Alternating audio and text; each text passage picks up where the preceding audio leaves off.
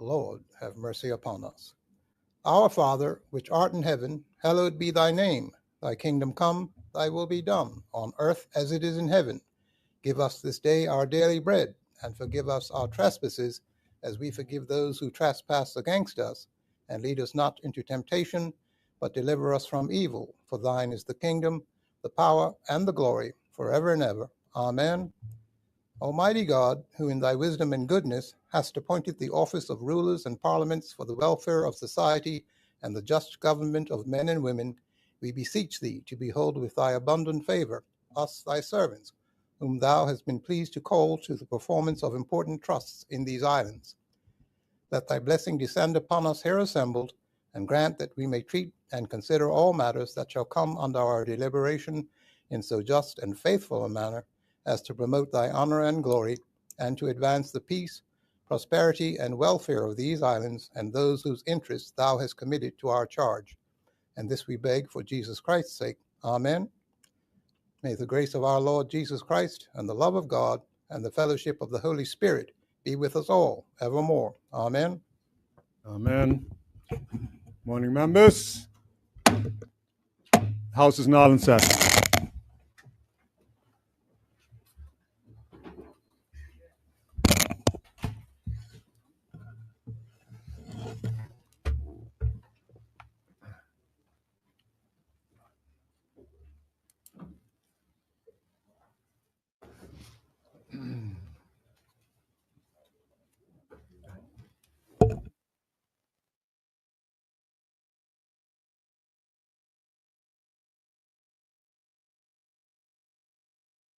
Okay.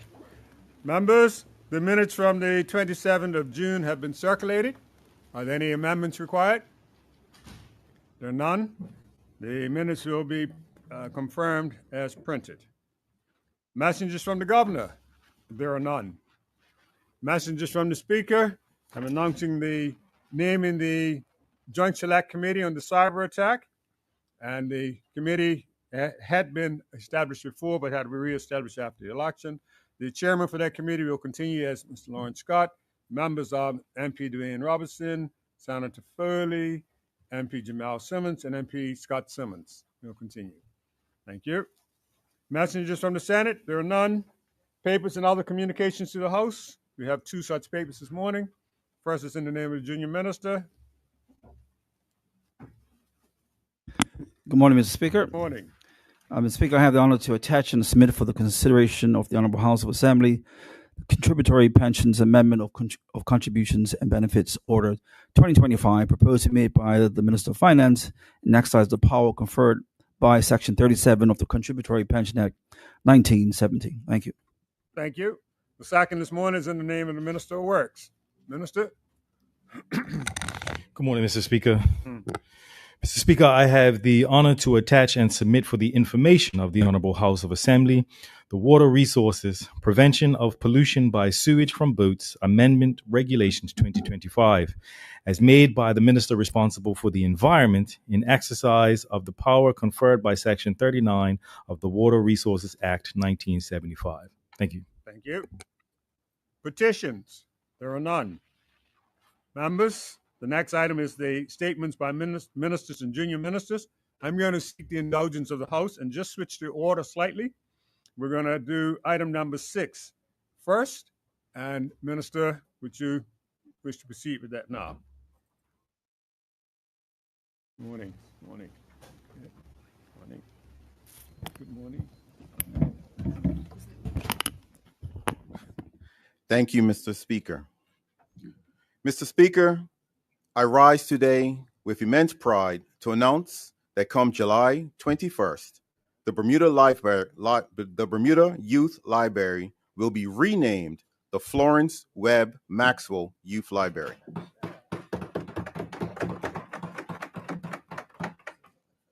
It is no more fitting to lend their name to this place where our children discover the joy of reading.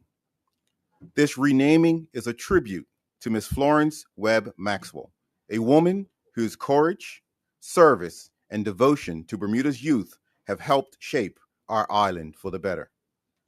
Mr. Speaker, This idea to honor Miss Maxwell started with a grassroots suggestion.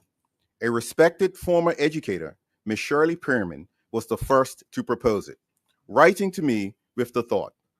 Our Director of Libraries and Archives, Ms. Joanne Brangman, immediately backed the idea.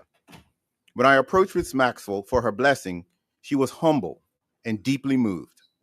She expressed surprise and gratitude, mentioning how much the Youth Library has always meant to her. Her emotional response confirmed that we should honor her in this way during her lifetime. We are not simply renaming a building, we are celebrating a beloved community icon and showing her what she means to us. Mr. Speaker, many in Bermuda are familiar with Ms. Florence Webb Maxwell's remarkable story. She is a retired librarian, an award-winning author, and a true hero for our island. At a very young age, she was part of the group of 18 young people known as the Progressive Group, which organized the 1959 theater boycott, a peaceful protest that led to the end of segregation in our movie theaters. That watershed moment sparked the dismantling of racial segregation in other areas of Bermudian life, from hotels and restaurants to schools.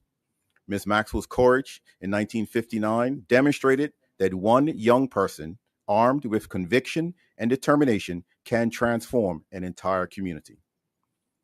Mr. Speaker, after fighting for racial equity, Ms. Maxwell devoted the rest of her career to empowering young people through knowledge.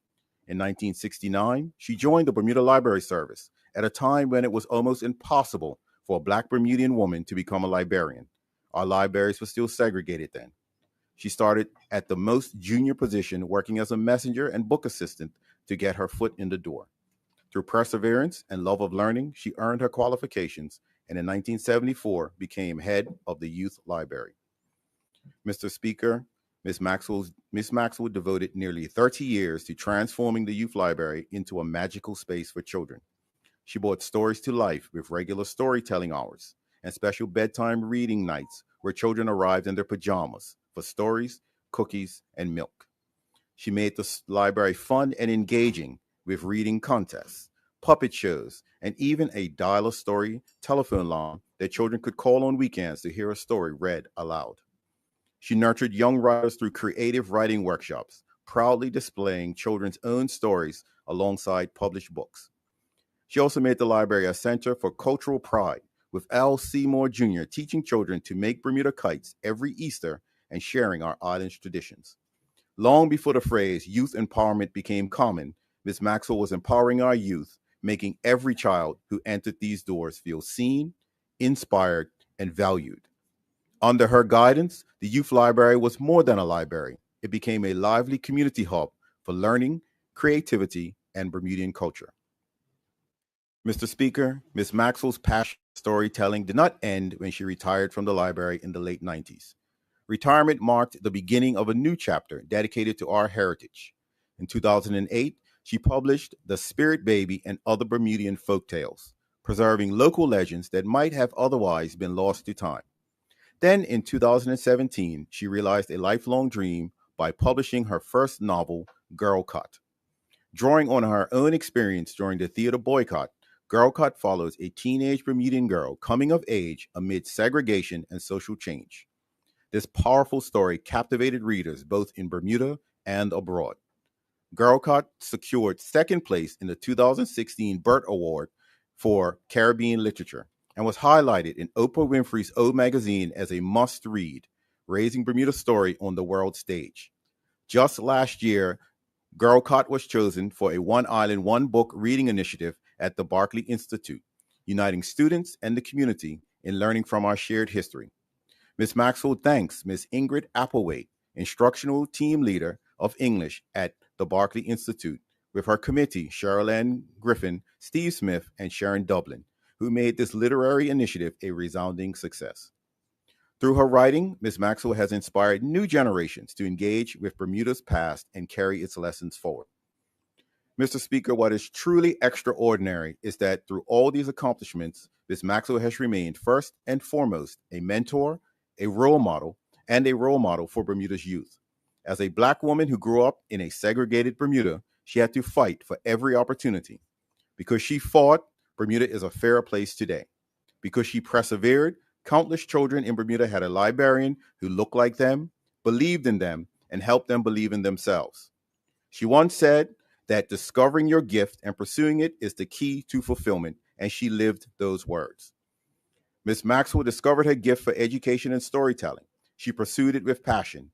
In doing so, she became a guardian of our culture, a tradition bearer who passed the light of knowledge and heritage to the next generation. Even now, well into her 90s, Miss Maxwell continues to be an inspiration. She still shares Bermudian folktales at events, encourages young writers, and shows us all that the spirit of service and storytelling can shine throughout a lifetime. Mr. Speaker, in naming the Youth Library after Florence Webb Maxwell, we ensure her legacy endures at the very heart of our community. Every child who enters that library will see her name and become curious to learn about her. They will discover a woman who courageously stood up against injustice and then dedicated her life to opening doors of knowledge for all children. They will see that one person's bravery and kindness can truly transform their world. This is the lesson we are immortalizing, that the actions of a single individual can inspire and uplift many across generations. Mr. Speaker, later this month, on July 21st, we will hold a ceremony to unveil the Florence Webb Maxwell Youth Library officially. Ms. Maxwell, her family, and close colleagues will gather to celebrate this moment. Although the event itself will be intimate, this tribute is one that all of Bermuda shares. I invite everyone in our community to take part in honoring Ms. Maxwell's legacy. Visit the Youth Library in the coming weeks. Feel the significance of the change. Tell your children or grandchildren about Ms. Maxwell, about how her courage and dedication made a difference in Bermuda. If you have a personal memory of her, perhaps she sparked your love of reading or taught you a lesson you never forgot, please share that story with others. Let us flood our island with gratitude for Ms. Maxwell. Write her a note, post a message of thanks online, or pick up one of her books and read it with your family. Together, let's show Ms. Maxwell how deeply she is appreciated and ensure that her story continues to be known and cherished. Mr. Speaker, in closing, on behalf of the government and the people of Bermuda, I want to offer Ms. Florence Webb Maxwell our heartfelt thanks. Thank you, Ms. Maxwell, for your bravery in 1959, for standing up so that all of us could stand together as equals. Thank you for your decades of service as a librarian, for instilling in thousands of children a love of reading and a pride in our culture. Thank you for showing us that storytelling is a powerful form of service that can nurture a community's soul. Above all, thank you for demonstrating the profound difference one person can make. The Florence Webb Maxwell Youth Library will forever remind us of your light and your legacy. May we all be inspired by your example to support our young people, to champion what is right, and to share our stories. Ms. Maxwell, we honor you, we celebrate you, and we wish you continued joy as you see the fruits of your labor flourish. Thank you, Mr. Speaker. Thank you, Minister.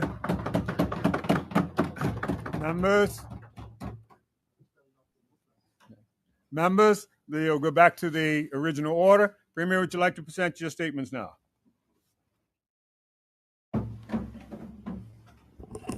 Thank you, Mr. Speaker. I will, and I would, of course, like to note that Ms. She don't want us to mention this, sir. Okay, sorry.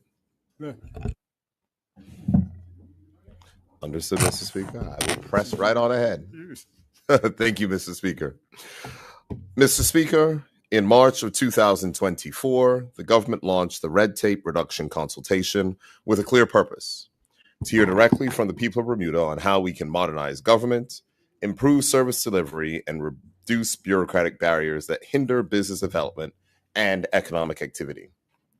We received over 100 submissions with various suggestions for government ministries and departments.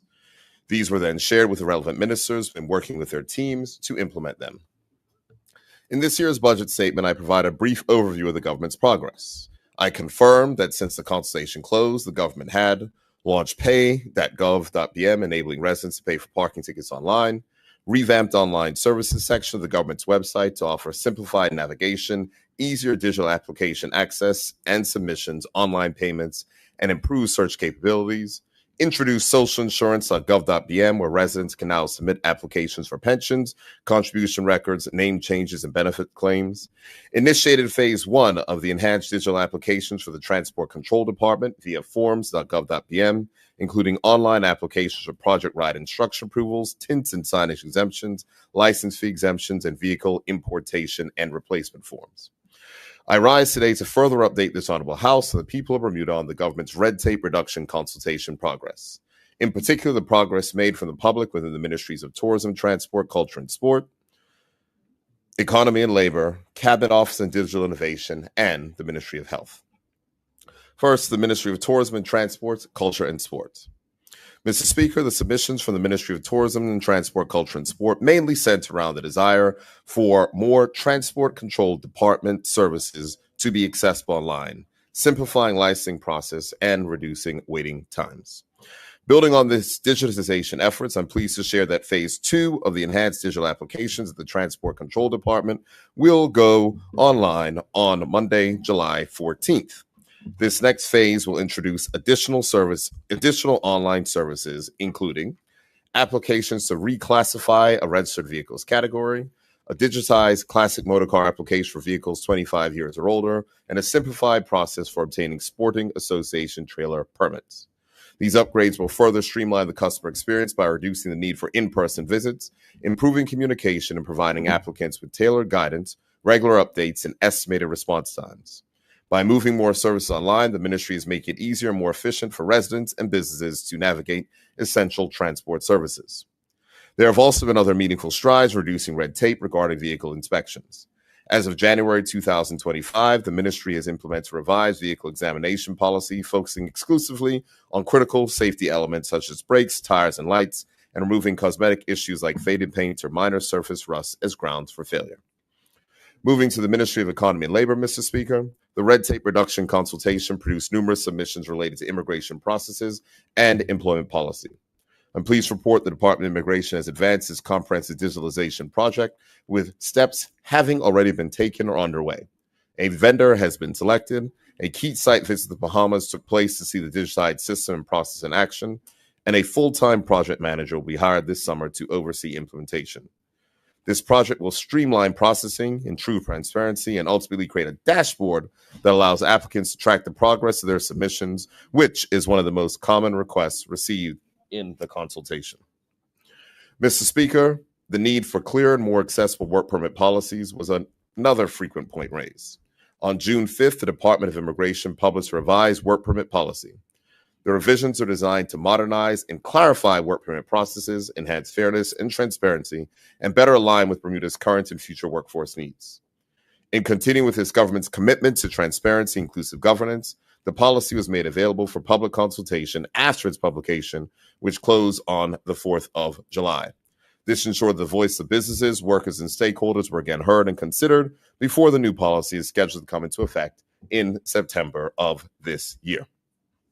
Mr. Speaker, the digitalization of immigration services, the updated work permit policies are foundational steps toward a more efficient and accessible system that better serves the needs of businesses, workers, and families.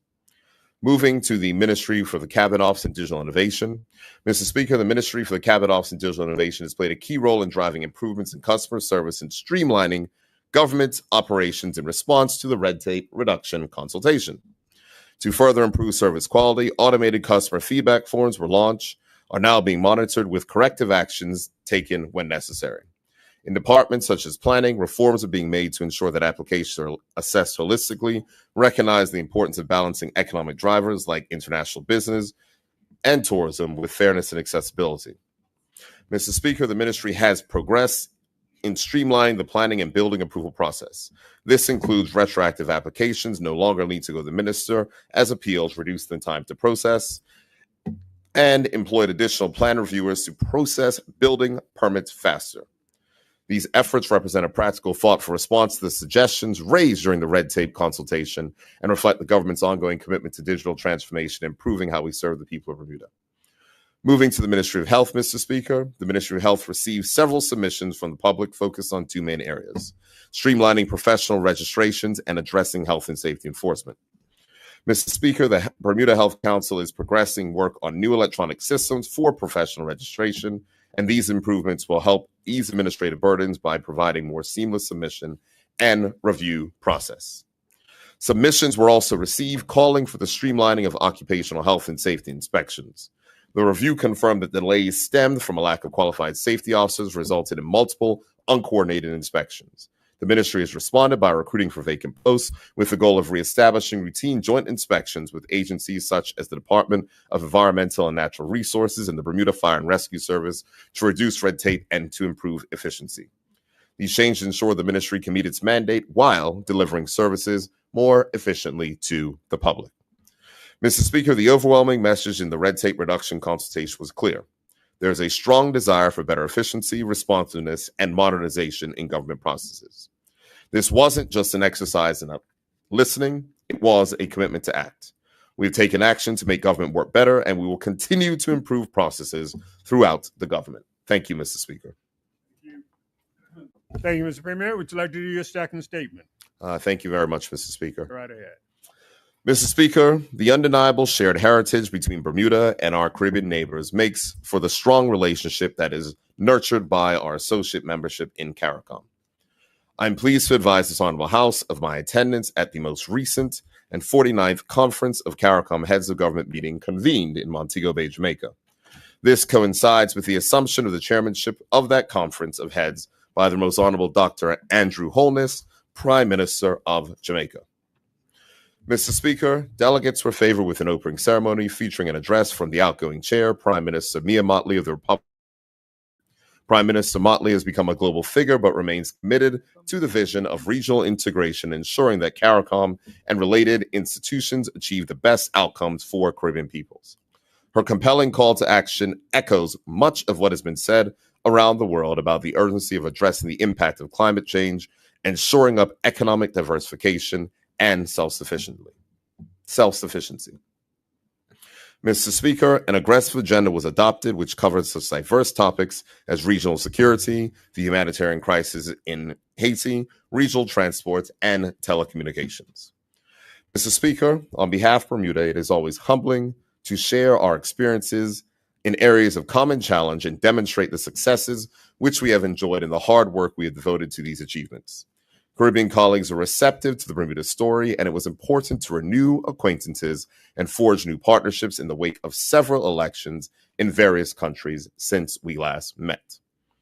Mr. Speaker, with my colleagues, the Honorable Member, the Minister of Home Affairs, and the Honorable Member for Constituency 14, it was important to build on the work started by the former Honorable Member and Deputy Premier in pressing for full detail on Bermuda's pursuit of full membership in CARICOM. Mr. Speaker, with the firm support of the conference, technical and legal advisors within the CARICOM Secretariat will shortly provide us with initial considerations for that full membership. These considerations will include financial matters, legal and treaty matters, and the areas of negotiation on those terms and conditions which are required to be applied to Bermuda's proposed membership. Mr. Speaker, I wish to reiterate that the government's commitment is to a fulsome process which provides all necessary information to the public as we consider the next steps. The public consultation will be informed by facts, not age-old prejudices. There are too many commonalities between us and the Caribbean to contemplate this strong relationship being weakened by misinformation. Mr. Speaker, Bermuda has renewed our association with the Caribbean Tourism Organization. Seeing the Commissioner of Police, Mr. Darren Simmons, assume the presidency of the Association of Caribbean Commissioners of Police, and welcome the participation of the Honorable Larry D. Mussenden, Chief Justice, in the 2025 Conference of Chief Justices and Heads of the Judiciary of the Caribbean and Nassau, Bahamas. We are integrated to the Caribbean, Mr. Speaker. We are welcomed by Caribbean entities and institutions, and our service to the highest levels of regional bodies demonstrate that we are respected in and by the Caribbean. Mr. Speaker, there's a strong relationship, in this most recent attendance at the 49th meeting of the Conference of Heads of Government served to strengthen that strong relationship. We look forward to the information now promised and the engagement with the people of Bermuda that will further inform the next steps of the journey towards full membership in CARICOM. Thank you, Mr. Speaker. Thank you, Premier. Members, the next statement this morning is in the name of the Minister of Youth, Social Development, and Seniors. Minister? Good morning, Mr. Speaker. Good morning. Mr. Speaker, today I rise to share important progress in our fight to end domestic abuse in Bermuda, a fight that affects not just individual families, but the heart of our community. Mr. Speaker, behind every statistic is a person, a woman terrified to speak out, a man suffering in silence, a child caught in the middle. Domestic abuse doesn't discriminate. It impacts Bermudians of all backgrounds, ages, and genders. And for far too long, too many have suffered alone. Recognizing the growing urgency in the 2022 throne speech, this government committed to commissioning a full system review of Bermuda's response to domestic abuse. We contracted Safe Lives UK to examine our services, collect data, listen to survivors and frontline workers, and tell us honestly where we were falling short. Mr. Speaker, that review gave us a roadmap that has shaped the foundation of Bermuda's first comprehensive 5-year domestic abuse strategy launched in 2023. From the strategy came 10 priority action items, each focused on turning intent into action and words into safety. Today, I'm proud to update this Honorable House on one of the most important of those actions, support from a domestic abuse specialist. Mr. Speaker, in April of 2025, the ministry hired Bermuda's first certified domestic abuse liaison social worker, a specialist with over 4 years of hands-on experience supporting high-risk victims of abuse. This professional is a lifeline that will walk alongside survivors, offering safety planning, emotional support, and access to services. And they do so with compassion, expertise, and deep understanding.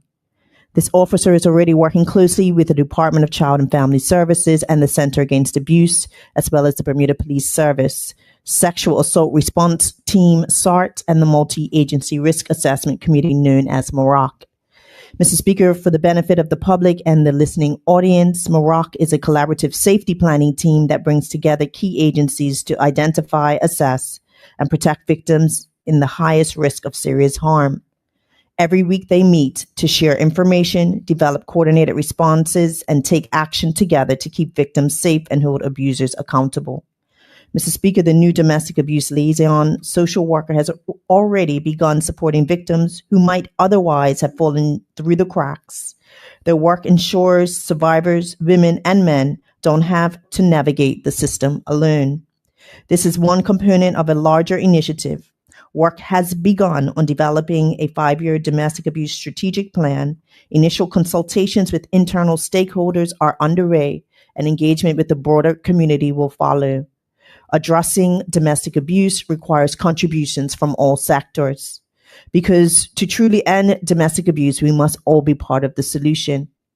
Mr. Speaker, we are committed to building a Bermuda where abuse is not hidden in the shadows, where survivors are supported, not shamed, and where every Bermudian can live free from fear. In closing, Mr. Speaker, I thank the dedicated members of the MAROC committee who meet every week and work tirelessly to action the key priorities of this strategy. Your efforts are helping to build a safer, fairer Bermuda. Thank you, Mr. Speaker. Thank you, Minister. Members, the second statement is also in the name of the same minister. Minister, would you like to continue? Thank you very much, Mr. Speaker. Mr. Speaker, I rise to share more great news about our young people. From June 30th through to July 6th, the Office of Youth Affairs hosted its second annual National 18+ Youth Conference. Bermuda's youth ages 16 up to 29 were invited to engage in the dialogue on the serious issues in Bermuda of antisocial behavior and mental health. Mr. Speaker, the conference was designed to address the National Youth Policy Goals 3, 6, and 7, supporting young people to be active and healthy, minimizing antisocial behavior, and enabling civic participation. The event attracted over 60 attendees, and I am pleased to say that not only was the invitation to this conference accepted, it was done so enthusiastically. Mr. Speaker, the concept of a conference for youth is not a new one in Bermuda. I'm sure many in this House remember the youth conferences that were hosted by Teen Services in the 1990s. The brainchild of Mrs. Olga Scott, the late former First Lady and Executive Director of Teen Services. During that time, the Youth Education Health Department brought young people from across the island to learn, have new experiences, showcase their talent, and have fun together in an exciting mix of civic engagement and general interest activities. The guest speakers, workshops, award ceremonies, and activities were designed to elevate Bermuda's youth while also ensuring they were prepared to face their future. This mix of events was a miss when they stopped hosting them. However, it is with the same desire to uplift and support our young people that the Office of Youth Affairs introduced the National 18 Plus Youth Conference in July of last year. Mr. Speaker, as the times have changed, so have the topics of importance to our youth. With the inaugural conference last year, topics were broad, reflecting all 8 of the National Youth Policy goals. This year, however, the Office of Youth Affairs, or TOYA, focused on 2 topics that surfaced in almost all conversations held with youth and which garnered some of the most compelling feedback. These 2 topics are antisocial behavior and mental health. Mr. Speaker, these topics are not new ones. I acknowledge the work of my colleagues in both the Ministry of National Security and the Ministry of Health in forwarding agendas to address both. As the Minister of Youth, I also take heed to listen to young people when they speak of their lived experiences. It is my responsibility to act on their behalf, and I promise you they have a lot to say and a real desire to enact solutions almost immediately. Mr. Speaker, the conference began with mindful reflections on Monday, an online video collage remembering and honoring those lost to violence who were under the age of 30. There were 63 people on that list. Let that sink in, Mr. Speaker. Since 2003, Bermuda has lost 63 young souls due to violence. It is truly heartbreaking, but this sobering reality sets the tone for the serious conversation which were to follow. On Tuesday, Mr. Speaker, a roundtable discussion moderated by Mr. Trevor Lindsay was held with high school students to dig into conference topics and share perspectives. Mr. Speaker, taking the position of meeting young people where they are, the TOYA team took to the streets on Friday evening to connect with youth in an event called Happy Hour Invasion. Through light conversation, giveaways, and brief trivia, young adults were made aware of TOYA as well as invited them to the conference on Sunday. It was definitely a success as some youth resultantly signed up for the Sunday conference. Mr. Speaker, on the day before the conference, TOYA made their presence known to the public at the Western Counties cricket game with a pop-up tent experience. In addition to games and giveaways, attendees visiting the TOYA tent engaged in meaningful dialogue on the conference topics, county couch conversation, and all things TOYA with hosts Kumar Leverock and Delray Rawlins. Mr. Speaker, food for thought and food for the body were promised and delivered on the Sunday of the conference with brunch. Moderators Ajay Peets and Kellen Lewis led a great conversation with panel members Darren Woods, Chardonnay Rawlins, Kadre Smith, and Ryan Robinson, parent chief.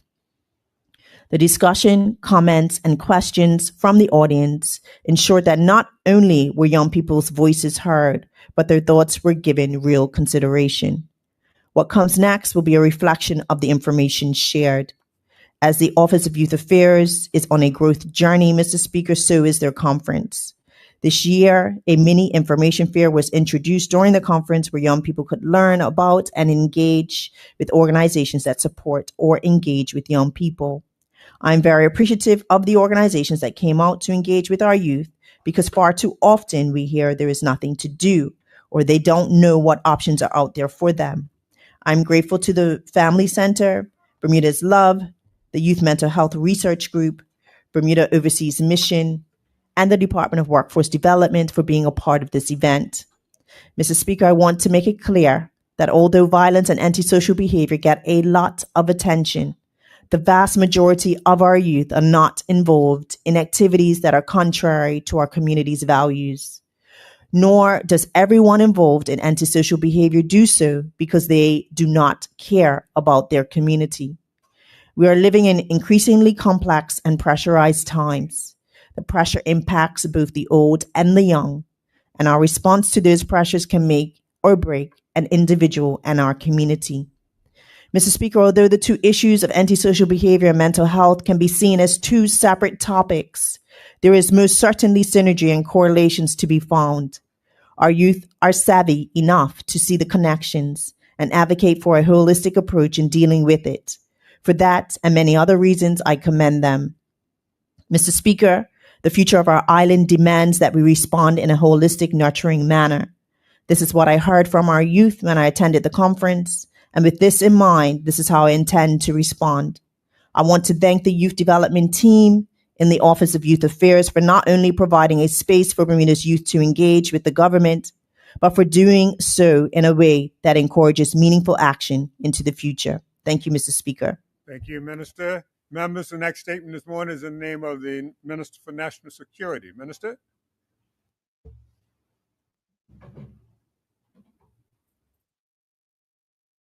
Good morning, Mr. Speaker and colleagues. Mr. Speaker, I rise today to inform this Honorable House of a significant development in the advancement of Bermuda's national cybersecurity capabilities through our partnership with the International Telecommunications Union.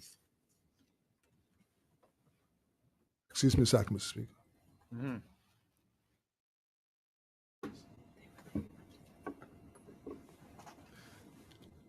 I was wondering why things were a little fuzzy, Mr. Speaker. Mr. Speaker, the Cybersecurity Act 2024 established a comprehensive legal and institutional framework to strengthen Bermuda's resilience in the face of increasing cyber threats. Among its core provisions is the establishment of a national cybersecurity incident response team mandated to monitor threats, issue early warnings, and coordinate incident responses across government and the private sector. The Act also places the responsibility for the operationalization and maintenance of the CSART squarely with the National Cybersecurity Unit within the Ministry of National Security. Mr. Speaker, in line with these statutory requirements, I am pleased to announce that the ministry has formally engaged the International Telecommunication Union to provide technical assistance and capacity building support for the implementation of Bermuda's NSERT. This engagement directly supports the operational mandates outlined in the Act and ensures that our implementation meets globally recognized standards, including those promoted by the ITU's Global Cybersecurity Index and the CARICOM Cybersecurity Action Plan. Mr. Speaker, it is anticipated that this project began on July 1st, 2025. As anticipated, this project began on July 1st, 2025, and is expected to span 12 to 18 months, during which time the ITU will provide both in-country and remote support.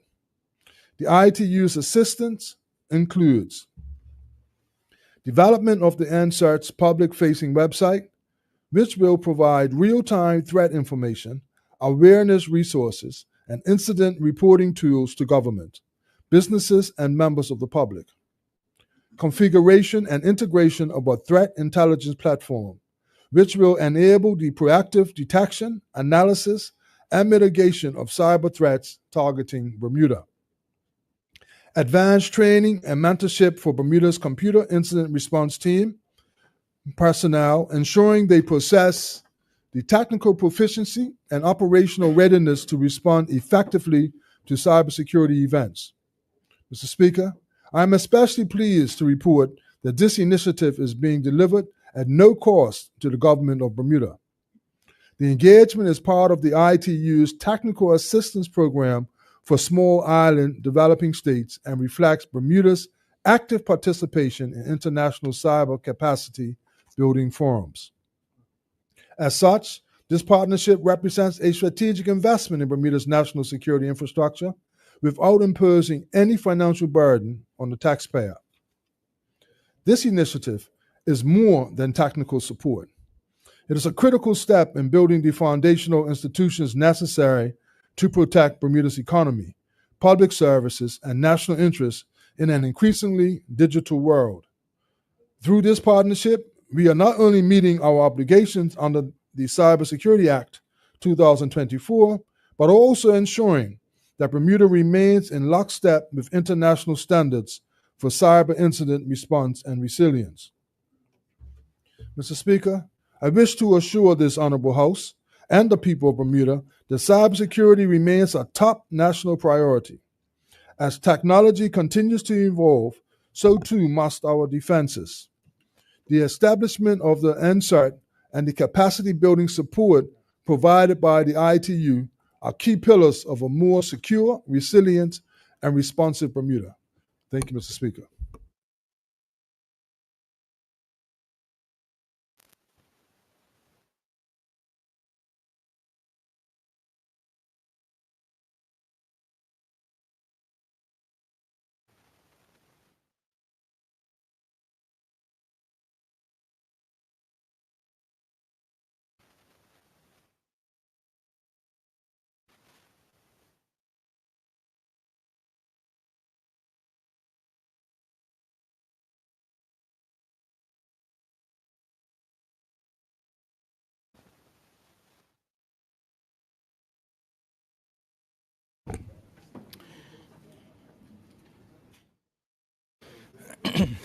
Good morning, Mr. Speaker. Mr. Speaker, I was pleased to lay before this Honorable House earlier today the Water Resources Prevention of Pollution by Sewage from Boats Amendment Regulations 2025, made pursuant to the Water Resources Amendment Act 2024.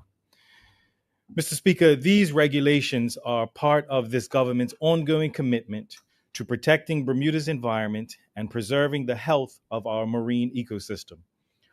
Our waters are a precious natural resource, central to our way of life, our economy, and our national identity, and therefore it must be our collective responsibility to ensure they remain clean, safe, and vibrant for future generations. Mr. Speaker, these amendments strengthen the existing 2018 regulations, which prohibited sewage discharge from boats within 500 meters of the shore and enclosed waters such as Hamilton and St. George's harbors. Since these rules came into effect, we've made progress, but accept there is still more work to do. Mr. Speaker, recent monitoring has shown at times elevated levels of bacteria in popular boating and swimming areas, particularly where boats tend to raft up during the warmer months. These levels are sometimes linked to illegal sewage discharge. With that said, I want to be clear on this point. Our waters remain safe for swimming. These regulations are about staying ahead of the problem and preventing long-term harm to both human health and marine life. In addition to potential health concerns, pollution in shallow and enclosed waters contributes to environmental stress, especially when warmer temperatures lead to low oxygen levels. These conditions increase the risk of fish kills and can damage sensitive marine ecosystems. Mr. Speaker, the amendment regulations now in effect will strengthen our enforcement capabilities in several key ways. First, boat operators, particularly those entering Bermuda from overseas, will now be required to maintain and submit discharge records. This will help authorities ensure compliance with the law and track discharge practices more accurately.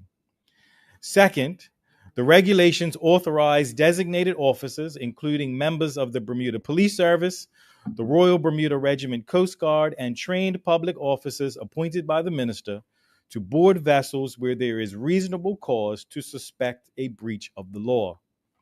Again, Mr. Speaker, these designated officers will not be authorized to board these vessels without reasonable cause, and these inspections must take place during reasonable hours and with proper identification. Officers will be permitted to examine discharge systems, review records, and use inert dye tablets to help identify illegal sewage dumping. Mr. Speaker, I must emphasize that this is not about harassing boaters. It's about holding accountable those who choose to pollute our waters and ensure everyone plays by the same rules. Since the original 2018 regulations came into effect, there has been just one successful prosecution. That case involved a visiting yacht that emptied its sewage tanks in broad daylight near King Square in St. George's. The fine was $8,000. However, under the new regulations, the maximum penalty has now been more than doubled to $20,000, sending a clear message that such behavior will not be tolerated. Mr. Speaker, it is worth noting that these new rules do not apply to larger vessels, such as cruise ships and commercial ships, as they are covered under merchant shipping regulations that are administered by the Ministry of Transport. Our focus is on smaller vessels, especially pleasure boats and visiting yachts that may otherwise fall through the cracks. Mr. Speaker, this government will continue to take bold, practical steps to protect Bermuda's natural resources. These changes are just one part of a broader plan to prevent water pollution. In the coming weeks, I will bring forward additional regulations to address pollution risks in our public water systems and underground aquifers. Finally, I want to remind the boating public to never discharge sewage within 500 meters of the shoreline or within enclosed harbors. Please use designated pump-out facilities when available, and make sure the government-issued educational sticker is clearly placed near your boat's toilet so everyone on board is aware of the rules. Mr. Speaker, these regulations are not about punishment. They are about responsibility. Protecting our waters is something we must all take seriously. By working together, we can ensure that Bermuda remains one of the most beautiful, healthy, and sustainable island environments in the world. Thank you, Mr. Speaker. Thank you, Minister. Members, the next statement this morning will be that from the same minister. We'll go on to his I thought it was something second new. statement. Sure. Mr. Speaker, I rise this morning to provide honorable members and the country an update on just some of the works the Ministry of Public Works and Environment have been doing in preparation for the summer. As Bermudians and visitors prepare to enjoy all that summer in Bermuda has to offer, from the Cup Match celebration to beach days and vibrant community events, the ministry remains focused on a singular goal: ensuring our public spaces, coastal areas, and infrastructure are ready to support a safe and enjoyable season for us all. Mr. Speaker, it goes without saying that our beaches and coastlines are some of the most treasured parts of this island. As such, I am proud to report that we have completed the long overdue restoration of Achilles Bay, a beach rich in history and memory for the Eastern community. Years of erosion and storm damage had made this gem nearly inaccessible. But today, thanks to a local contractor and creative contributions of a local artist, the path to the beach is once again accessible, safe, and welcoming. Building on that success, we are now undertaking the revitalization of Sandy's Dock, a site of great community value along North Shore in Devonshire.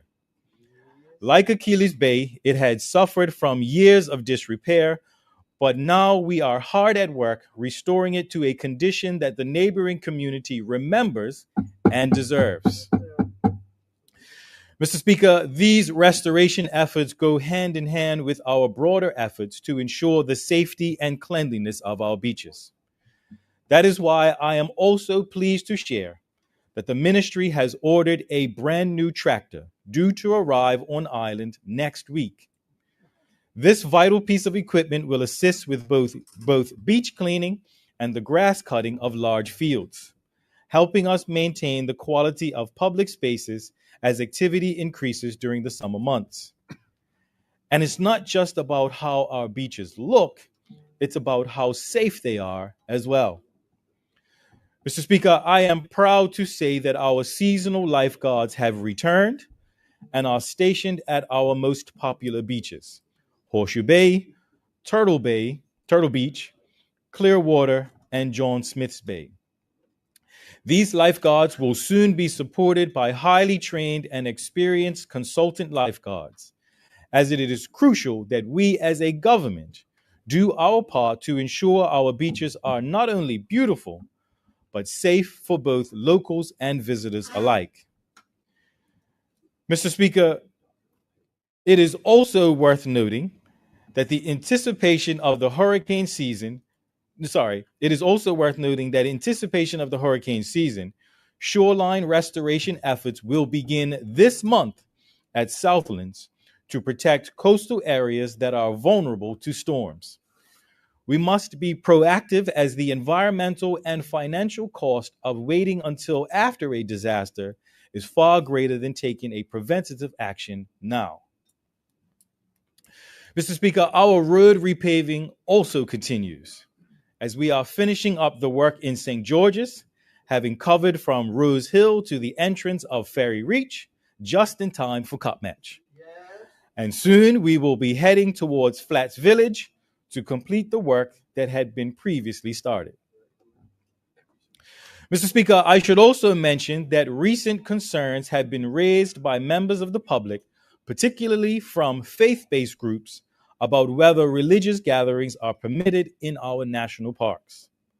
I wish to state categorically that to date, no formal request for a religious event has reached my desk and has ever been denied under my watch. The National Parks Act speaks to what is and is not permitted within our national parks and path for exemptions. So I encourage any church or organization that wishes to host an event at any of our national parks to contact the Parks Department, state their intent, and they will be supported accordingly. Amen. Mr. Speaker, whilst on the topic of parks, I'm also pleased to state that in May of this year, works were completed to install brand new playground equipment at Dark Bottom Park in St. David's. This included a new swing set, jungle gym, new benches, and coconut palms planted around the surrounding area. You're very welcome. And our work does not stop there. As next week, we are scheduled to begin similar works at the Shelley Bay Playground.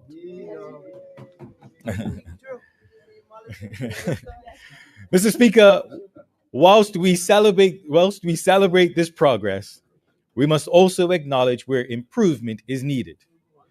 The state of several public bathrooms, for example, remains a concern. Work is underway to improve these facilities. However, I think it is important to accept this as an example that there is still a lot more to do. Mr. Speaker, whether we are talking about restored docks, cleaner and safer beaches, improved shoreline resilience, or new playground equipment, our efforts all serve one purpose: preparing Bermuda for the summer and for the future. And so I want to thank the men and women of the Ministry of Public Works and Environment. Their dedication is seen, felt, and greatly appreciated. And most of all, I want to thank the public for their patience and understanding as we carry out this important work. I know at times this hasn't been easy, but we have and will continue to make progress. Thank you, Mr. Speaker. Thank you, Minister. Members, the next statement this morning is in the name of the Minister of Economy and Labor. Minister? Good morning, Mr. Speaker. Mr. Speaker, I rise today with immense pleasure to announce a pivotal initiative that underscores the government's unwavering commitment to foster economic growth and empowering our people: the development and implementation of a comprehensive national entrepreneurship strategy for Bermuda. This strategy is not merely a policy document, it is a blueprint for a future where Bermudian businesses can not only survive, but truly thrive, creating jobs, driving innovation, and contributing to a more diversified and resilient economy. We are committed to building an entrepreneurial ecosystem that provides every Bermudian with the opportunity to pursue their business aspirations with confidence and success. Mr. Speaker, the cornerstone of Bermuda's national entrepreneurship strategy will be the globally recognized UN Entrepreneurial Ecosystem Framework. This robust framework provides a holistic and systematic approach to understanding and nurturing the complex interplay of elements essential for a dynamic entrepreneurial landscape. The UN framework emphasizes 7 important elements, including but not limited to supportive policies and regulations, access to finance, culture, human capital, markets, infrastructure and support services, networking, and collaboration. This comprehensive approach, grounded in the UN framework, ensures that our strategy addresses all facets of the entrepreneurial journey, from idea generation to scaling up. This initiative is a direct reflection of our commitment highlighted in the Economic Development Strategy to prioritize fostering entrepreneurship as a key driver of our economic future. We recognize that small and medium-sized enterprises are the backbone of our economy, and we are dedicated to providing the support they need to flourish. To ensure the national entrepreneurship strategy is robust, truly reflective of Bermuda's unique needs, and built on the collective wisdom of our community, the Ministry of Economy and Labor, in collaboration with the Bermuda Economic Development Corporation, has engaged PricewaterhouseCoopers Advisory Limited to support us in its development. PwC's expertise will be invaluable in guiding this crucial process. Stakeholder engagement is essential in the strategy's development. The Ministry and the BEDC are actively seeking input from a diverse array of stakeholders. This will include, but is not limited to, entrepreneurs, subject matter experts, investors, financial institutions, entrepreneur support organizations, government departments, cringers, and ecosystem builders. We will engage with stakeholders using a variety of methods, such as surveys, focus group, collaborative meetings, and individual deep dives. The aim is to gain a comprehensive understanding of the current business landscape, identify barriers to growth, and gather innovation ideas for overcoming these challenges. Therefore, Mr. Speaker, I extend a direct invitation to all Bermudians who are key stakeholders in our entrepreneurial ecosystem to participate in this vital process. Your insights are critical as we capture a comprehensive picture of the island's current entrepreneurial ecosystem and work to build a robust strategy that will guide the growth of entrepreneurship in Bermuda. To support the development of Bermuda's first national entrepreneurship strategy, I kindly invite you to complete a brief survey no later than Monday, July 28th, 2025 at 5 p.m. The survey will be live today. Information about the survey and the link to complete it can be found on the Bermuda Government Citizen Forum webpage. This survey should take no longer than 15 minutes. Mr. Speaker, we are confident that by working together, we can unlock Bermuda's full entrepreneurial potential and build a future of prosperity for all. Thank you. Thank you, Minister. Members, the next statement this morning is from the Minister of Home Affairs. Minister?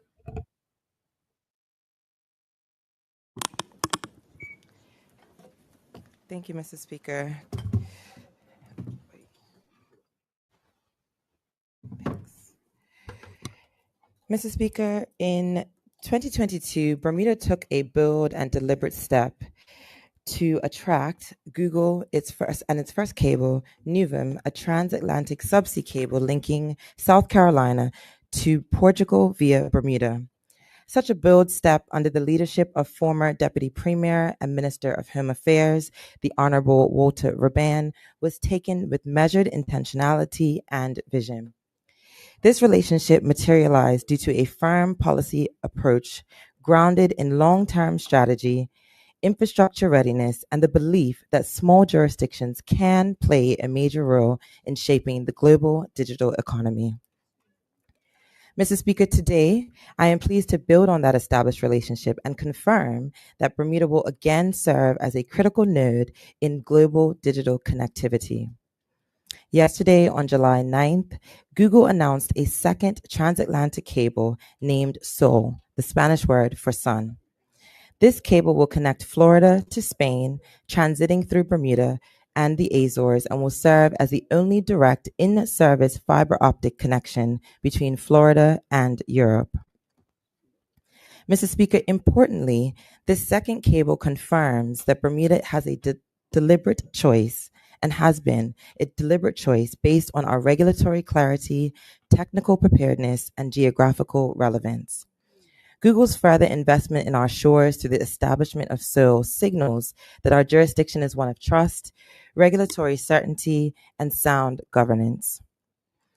Mr. Speaker, Seagrass Services Limited, Google's subsidiary in Bermuda, will, pending final approval from the Department of Planning, construct a landing station at the Southside St. David's, supported by our community.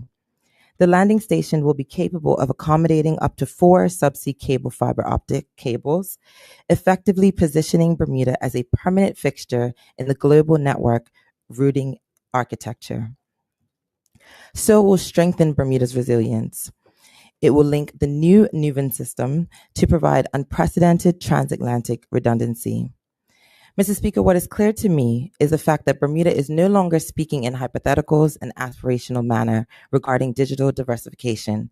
We have evidenced the fruit of our tangible and successful groundwork that has been laid with forward-leaning policy, transparent processes, and interagency coordination. Google has made Bermuda a repeat partner and is supported by its standing as one of the world's most consequential technology firms. And, Mr. Speaker, we should be equally clear that this is only the fruit of good governance, good policy, and good legislation. Mr. Speaker, Google's town hall held on June 17, 2025 in St. David's is further proof of the company's commitment to our communities. Their outreach efforts have been inclusive, informative, and well-received. At the session, Google reaffirmed its intention to diversify Bermuda's legacy economy, support the development and training of local talent, and drive climate-positive innovation in partnership with Bermuda.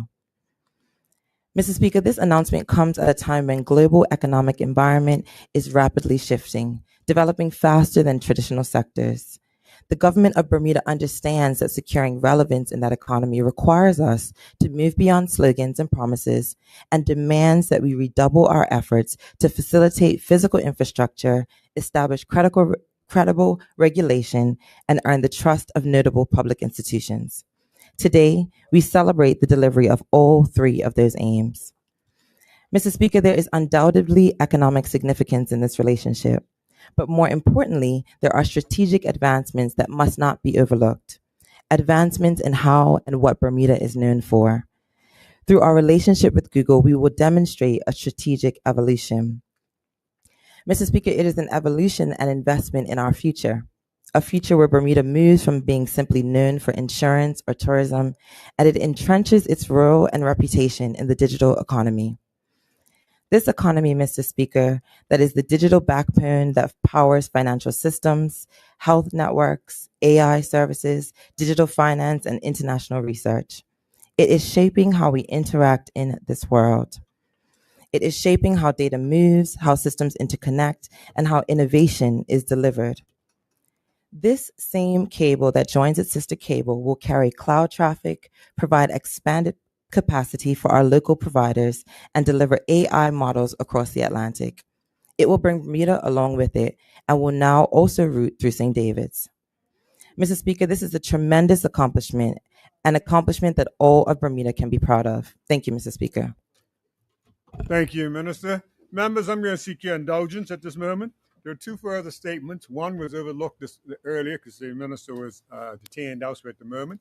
And the second was not on the order paper, so I'm seeking your indulgence. The one wasn't on the order paper from the Minister of Transport in reference to the ferry situation. I think he would like to present that, and then we'd have the minister do the earlier statement. Minister? Thank you, Mr. Speaker. Mr. Speaker, today I rise to provide this honorable House an important update on the status of the Pink Ferry service, which falls under the remit of the Department of Marine and Port Services team. This route, which serves the Paget and Warwick communities, plays a vital role in our public transportation network across the harbor. In recent weeks, the service has faced growing operational challenges due to the mechanical concerns stemming from an aging fleet. I would like to share the status and the current status and steps underway to resolve the matter and our plan to ensure the long-term sustainability of ferry services in Bermuda. Mr. Speaker, just yesterday, I met with the team at the Department of Marine and Port Services, including members of the ferry crew from the Paget Warwick route, to review the current status of the Pink Route ferry service. Our discussions focused on the condition of the fleet, operational safety, and the wider challenges of managing an aging marine infrastructure. It was an open and constructive conversation that reflected a shared commitment to safe and dependable ferry transport. The meeting reinforced how important it is to maintain strong communication between frontline staff, management, as well as the ministry. Mr. Speaker, yesterday's 90-minute session brought together ferry masters, engine drivers, deckhands, engineers, tradesmen, and supervising officer, the very people who keep this service afloat. The crews voiced their concerns regarding the vessel's condition of operational limitations that they face. Despite these challenges, they reaffirmed their dedication to serving the public with consistency and care. Their professionalism, their passion, their pride in their roles were clear throughout the conversation. One crew member said it best, Mr. Speaker.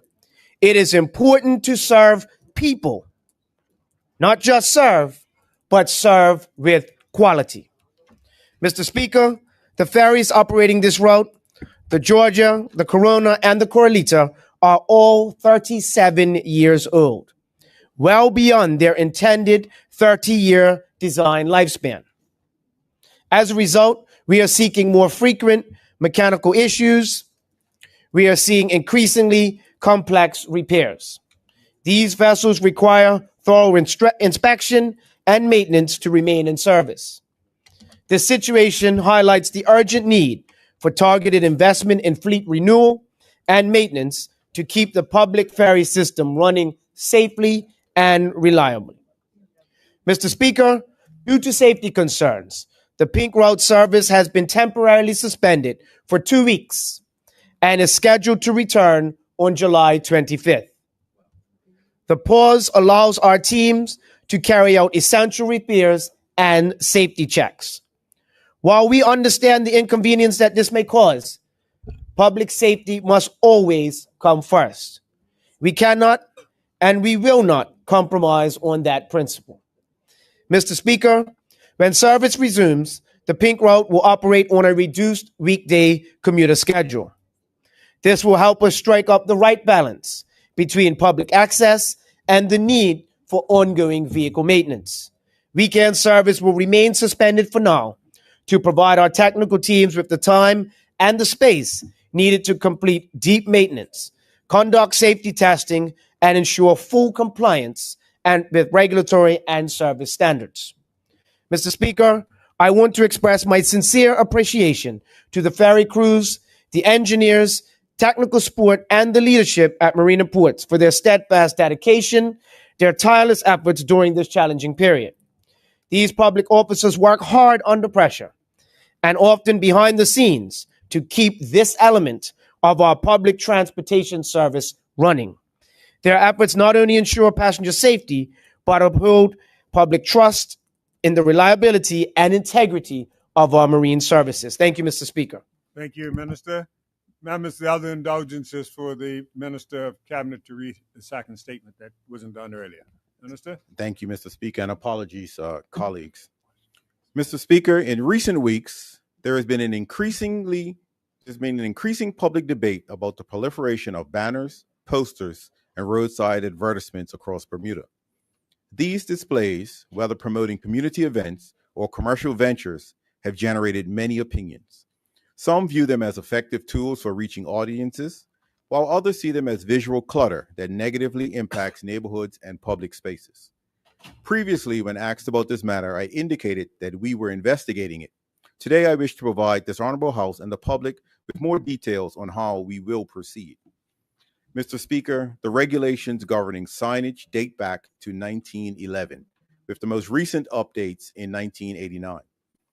It is no exaggeration to say that if enforced strictly, these rules would ban much of what is common today, including numerous signs and displays on buildings, sidewalks in the city of Hamilton, along roadsides, and commercial vehicles. This has resulted in a situation where enforcement has been not consistent, and out of date. While roadside banners have prompted this discussion, it is evident that signage used for commercial reasons must also be addressed. To support this, over the past few weeks, my ministry has started collecting data to better understand the extent of the issue. We are gathering information on where banners are most frequently found and who the regular users of roadside advertising are. Let me be clear, this is not about blaming anyone. It is about understanding the environment so we can create a fair and modern solution. Mr. Speaker, the feedback that we've received has been consistent. The current system does not work. Enforcement alone cannot resolve the underlying problem. Updating the legal framework is essential. I wish to inform the public that this government will carry out a structured and transparent process to create revised signage legislation that aligns with the needs and expectations of a modern Bermuda. Our approach will include targeted stakeholder meetings with event organizers, promoters, businesses, and community groups that frequently use banners and signs. These discussions will allow us to share our findings, highlight the risks of the current approach, and hear directly from those most affected about what a workable framework should look like. Public consultation period following these meetings so all Bermudians can provide their views, including residents, business owners, and anyone concerned about the appearance and safety of our shared spaces. We have already received helpful suggestions, such as creating designated signage zones, setting clear time limits, offering digital alternatives, and establishing consistent and proportionate enforcement. All of these ideas and more will be taken into consideration. Mr. Speaker, to support this process, next week we will be setting up a dedicated page on the forum.gov.bm, the Bermuda Citizens Forum. This online platform makes it easy for Bermudians to read about proposals, post comments, and share ideas. It also allows you to see other people's suggestions and participate in an open discussion. I encourage all interested parties to visit the forum and contribute their ideas once the page is live. Our aim is to shift from reactive enforcement and complaints to a modern, practical, and collaborative approach. By collecting reliable data, engaging stakeholders, and inviting the wider public to participate, we will develop a new legislative system that is fair, transparent, and enforceable. Mr. Speaker, this is not merely about responding to complaints. It's about ensuring Bermuda's laws are fit for purpose, supporting cultural and economic activity while protecting the character and beauty of our island. I thank everyone who has already shared their thoughts and ideas, and I look forward to collaborating with them in the wider community as we progress this important work. Thank you, Mr. Speaker. Thank you, Minister. Members, that brings us to an end of the statements by ministers and junior ministers for this morning. We'll now move on. Reports of committees. There are none. Members, this is the second Friday of the month, which means we have Premier's questions added to our question period, and we'll now go into that session for this morning.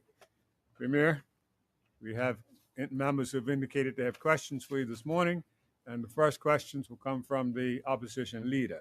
We'll now start the clock. Good morning, Mr. Speaker. Good morning, honorable colleagues. Good morning, listening audience. Mr. Speaker, independence has long been enshrined in the Progressive Labor Party's constitution and is repeatedly referenced by this government, as recently as the last sitting of this honorable house and in this honorable house. So it's clear that independence is in front of mind for this government. Yet it was excluded from the 2025 election platform, and the public has yet to see any roadmap, costings, or consultation. So I asked the Honorable Premier, what is this government's actual plan to take Bermuda independent, including on what democratic mandate does it claim to act? Premier. Well, Mr. Speaker, I wasn't expecting that question today. I was expecting something else. I know the honorable member was. What you said? Okay, that's fine. I know that the honorable member was not in the House of Assembly last week during the motion to adjourn, but we had a discussion that was based around matters that were related to the comments from the honorable member for constituency, the learned member from constituency number 20, speaking about the extension of status grants. And my comment there was to remind everyone of the longstanding position of the Bermuda Progressive Labor Party, which I inherited as leader, which you would be well familiar with, that the Bermuda Progressive Labor Party's policy is against the grant of status until Bermuda is able to confer citizenship as a sovereign nation. That was the position that was laid out. Insofar as matters related to transitions to independence, sovereignty, as I call it, there are no current plans for that. You would know that, Honorable Opposition Leader. But we're happy to have that conversation discussion. And if the opposition wants to engage, if they actually believe that the issue is so important of the extension of status rights of PRCs, I said, let's have a broader discussion and conversation on this particular issue. If that is something that you feel is important, then let's have that discussion. Supplementary or second question? Supplementary. Go ahead. Maybe the Honorable Premier can clarify. So it's crucial to the Constitution, to his party's Constitution, to proceed on independence or sovereignty, as he says. He mentions it frequently enough that it's a fallback position, and yet the Honorable Premier has no plan regarding sovereignty in Bermuda. That seemed more of a statement than a question, Mr. Speaker. But let me. Happy to clarify the question. Yeah, you can put a question piece on there. Yes. Can the Honorable Premier please confirm that he has no plan? He's getting a little better, Mr. Speaker. He's getting a little better. So, don't worry, you are welcome.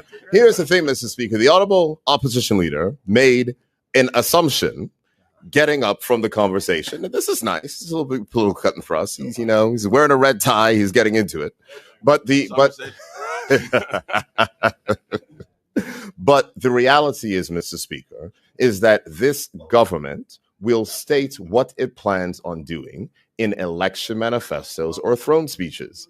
And I know the honorable member has not heard any mention of sovereignty in throne speeches and or election manifestos. Yes, it has been the long-standing view of the Bermuda Progressive Labor Party, but if you would like me to quote from the Constitution, I'll do my best as memory. It says to make sure that we put in place the preconditions for Bermuda to take its place as a sovereign state or an independent country. And that means that you need to continue to develop, that means that you need to continue to educate, and that means that you need to continue to expand our global reach, which, Mr. Speaker, is precisely what it is that we're doing. So I understand the line of questioning where it's come from. I understand that this is a big issue for the opposition, and I'm happy that they feel like engaging on this particular matter. Oh, we hear all of it. But here's the point, Mr. Speaker. And the point is the statement I made at the last sitting of the House is the statement of Progressive Labor Party policy. And if the honorable members wish to engage on the issue of the expansion of status to PRC holders, they must do so recognizing our particular position and happy to engage in that conversation. If they're not, then we know what they are. They haven't changed. They are just there to go ahead and put forward the number one thing of, what is it? Status for PRC holders.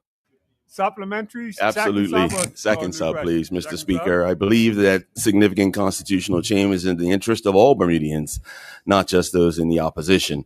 And most especially, given the Premier has admitted that he has no plan, then can he at least commit to publishing a white paper and holding a binding public referendum before any further steps are taken towards independence? Mr. Speaker, I'm not entirely certain where this straw man that he's constructed has come from. Let's be very clear. If we were ever to make that step, we would go through all those processes and have a full debate in this House. But he's just now, making things up. Second question. Second question, Mr. Speaker. Thank you. Yes, we're making things up in the form of questions. That's what questions are. Mr. Speaker, this government has acknowledged that Bermuda's population is too low to sustain economic growth and quality of public services. Yet, despite publishing reports on immigration and aging, there's been no meaningful strategy or measurable policy outcomes or shift in public opinion. I asked the Honorable Premier, what specifically has this government done to reverse Bermuda's population decline, and can the Premier point to a single tangible success? Mr. Speaker, on the issue when it comes to population, it's almost like I feel like we're discussing motion to adjourn all the way. So last week, but let's be clear. The opposition's position is the granting of status to PRC holders will expand the population. That, Mr. Speaker, is a falsehood, which we have stated on numerous occasions. On the matter, Mr. Speaker, I will wait until they want to hear it. I hear you. Go ahead. Come on. You can talk to me. They'll lose out on not getting the answer. You can talk to me. Thank you, Mr. Speaker. Because if they ask the question, I thought they want to hear the answer. No, but I'll take the answer. Come on. Just let them go. I'm gonna go, Mr. Speaker, but there's too much chirping over there for me to focus. I want them to hear what I'm saying, because I've said it many times, and it seems that they do not get it. The way to increase the population of persons that are living in Bermuda is to increase the number of jobs that are available in Bermuda. You cannot just bring 4,000 people, drop them on Front Street, and say we've increased our population. Those persons don't have anywhere to work. On measures that are related to tangible solutions, Mr. Speaker, tangible progress of which we have made, the Honorable Minister for the Economy and Labor has published his particular plan. We have implemented, key point, immigration reform on mixed status families, etc., to ensure that persons can stay and do not have to leave. Key point. In addition to that, Mr. Speaker, we talk about matters related to economic investment certificates, which have brought more persons and investors here on island. In addition to the expansion, as we have laid out, for PRC rights to ensure that persons do not leave, can remain, and can invest, Mr. Speaker. Those are tangible matters. But the other tangible matter, Mr. Speaker, is that we continue to attract jobs and investment to this country. The reason why there is the highest number of Bermudians in person employed in international businesses due to the sound management of this government. The fact that we are now seeing a hotel that is ready to open, that is going to add additional jobs into this economy, is something else that we're doing, Mr. Speaker. We see construction projects which are happening throughout this country, and we see continued investment. The way to increase the working population, Mr. Speaker, key point, working population, is to increase the number of jobs in the economy. And that, Mr. Speaker, is what we are delivering on. Supplementary or third question? Supplementary, please, Mr. Speaker. I thank the Honorable Premier for reiterating time and time again the same policies that took place years ago, and he's taken plenty of credit for them. Why don't you show us how much the population is going up based on those policies? Happy to publish the statistics if they're available, Mr. Speaker. Thank you. Second sub or third question? Second sub, please, Mr. Speaker. Given that the government's own commission study on immigration found that Bermudians are leaving due to high living costs, poor governance, limited career opportunities, and deteriorating quality of life, and these are all under the Premier's remit, does the Premier at least accept that his government's failure to address these conditions is directly driving Bermudians away? I do not. Second, your third question. Third question, please, Mr. Speaker. Mr. Speaker, the Premier just told this Honorable House that the government is pursuing full membership in CARICOM and that CARICOM Secretariat will shortly provide Bermuda with the legal, financial, and treaty considerations for doing so.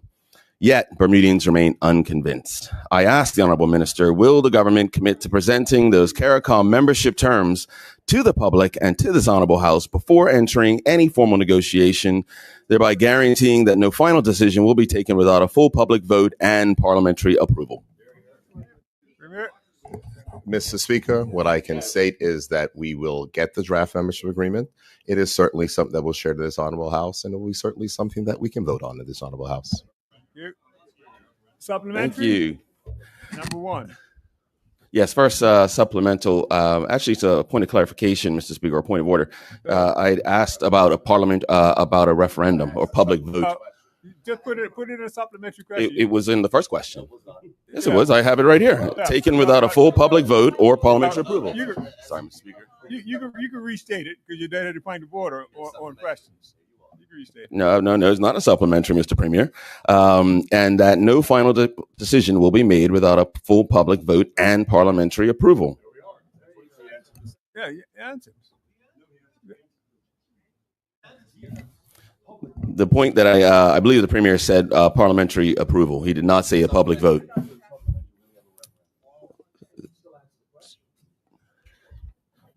You wanted to respond now? I want him to answer the question, Mr. Speaker. Is without full public vote. Full public vote. It's English, right? I'm speaking English. Okay. Put your supplementary. I'll put the supplementary. I know that he didn't get to that point, Mr. Speaker. So my supplementary is, will the Premier reference forthcoming information coming on financial matters? Can he confirm whether that will include any potential financial contributions, shared liabilities, or obligations under CARICOM's collective measurements?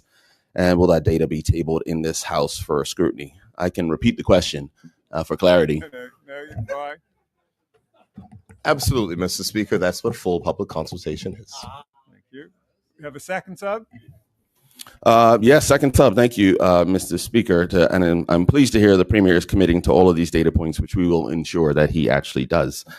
Mr. Speaker, concerns around freedom of movement, immigration control, and treaty obligations have not been formally addressed. Will the Premier confirm that Bermuda will retain sovereign control over immigration policy, and will any proposed exemptions or opt-outs from CARICOM protocols be made public before negotiations advance?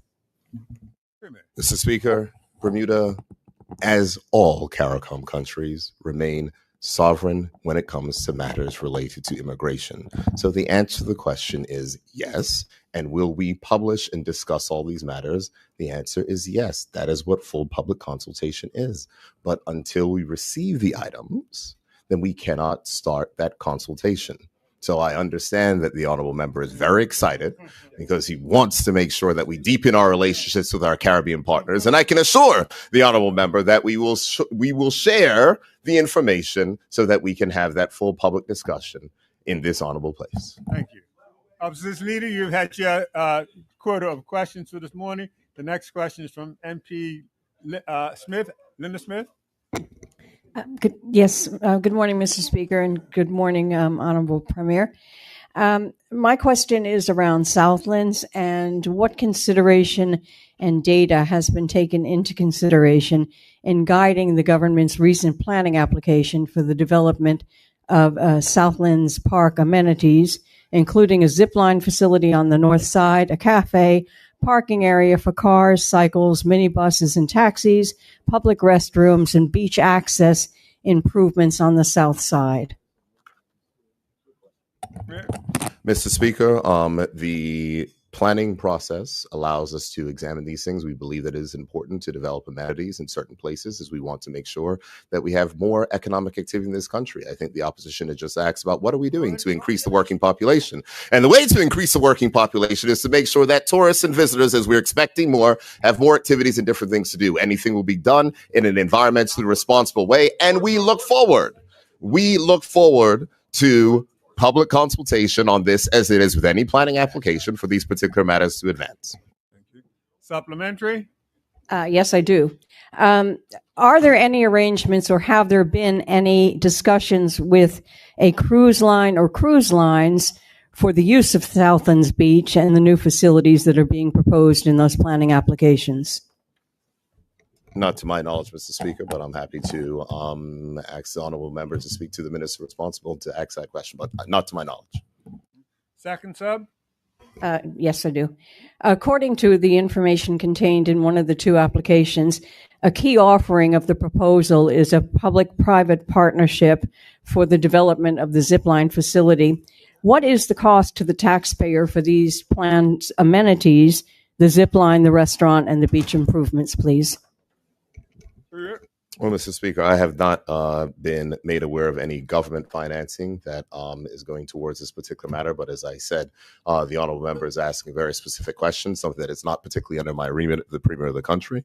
So I would encourage her to speak to the Minister responsible for Public Works and or the Minister responsible for Tourism. I think maybe we'll have a tourism investment order going on it, but I will endeavor to make sure that she gets information. She places those questions to the ministers. I'm sure the ministers will answer. But I do not know of any budgetary allocation requests as me as Minister of Finance to go forward and support these particular matters. Thank you. That's your quota this morning. Thank you. Thank The you. next member who has a question this morning is the government whip. Government whip.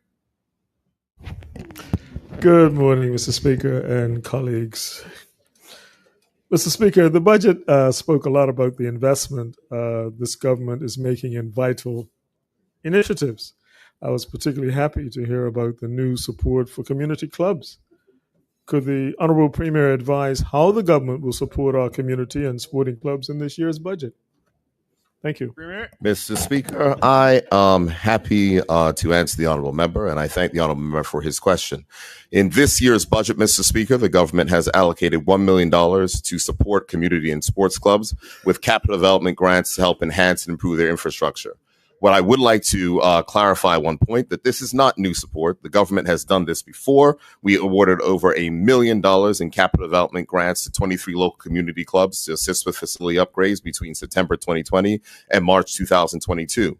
This will be a new round of those community development grants, which of course are part of this year's fiscal year with the new budget coming into place on July 1st. Mr. Speaker, they are fully funded this budget, and the government looks forward to continuing to support our local community and sporting clubs. Do you have a supplementary? Yes, Mr. Speaker. Thank you very much. Mr. Speaker, I do thank the Honorable Premier for his response, and I understand it. I have a community club in my constituency. How may they access this support? Premier. Well, Mr. Speaker, there's news today, and I hope that the opposition and the Royal Gazette are listening. I'm pleased to advise this honorable House that in keeping with the government's commitment to digital transformation, the government has now launched a new online application form for capital development grants in the Confiscated Assets Fund.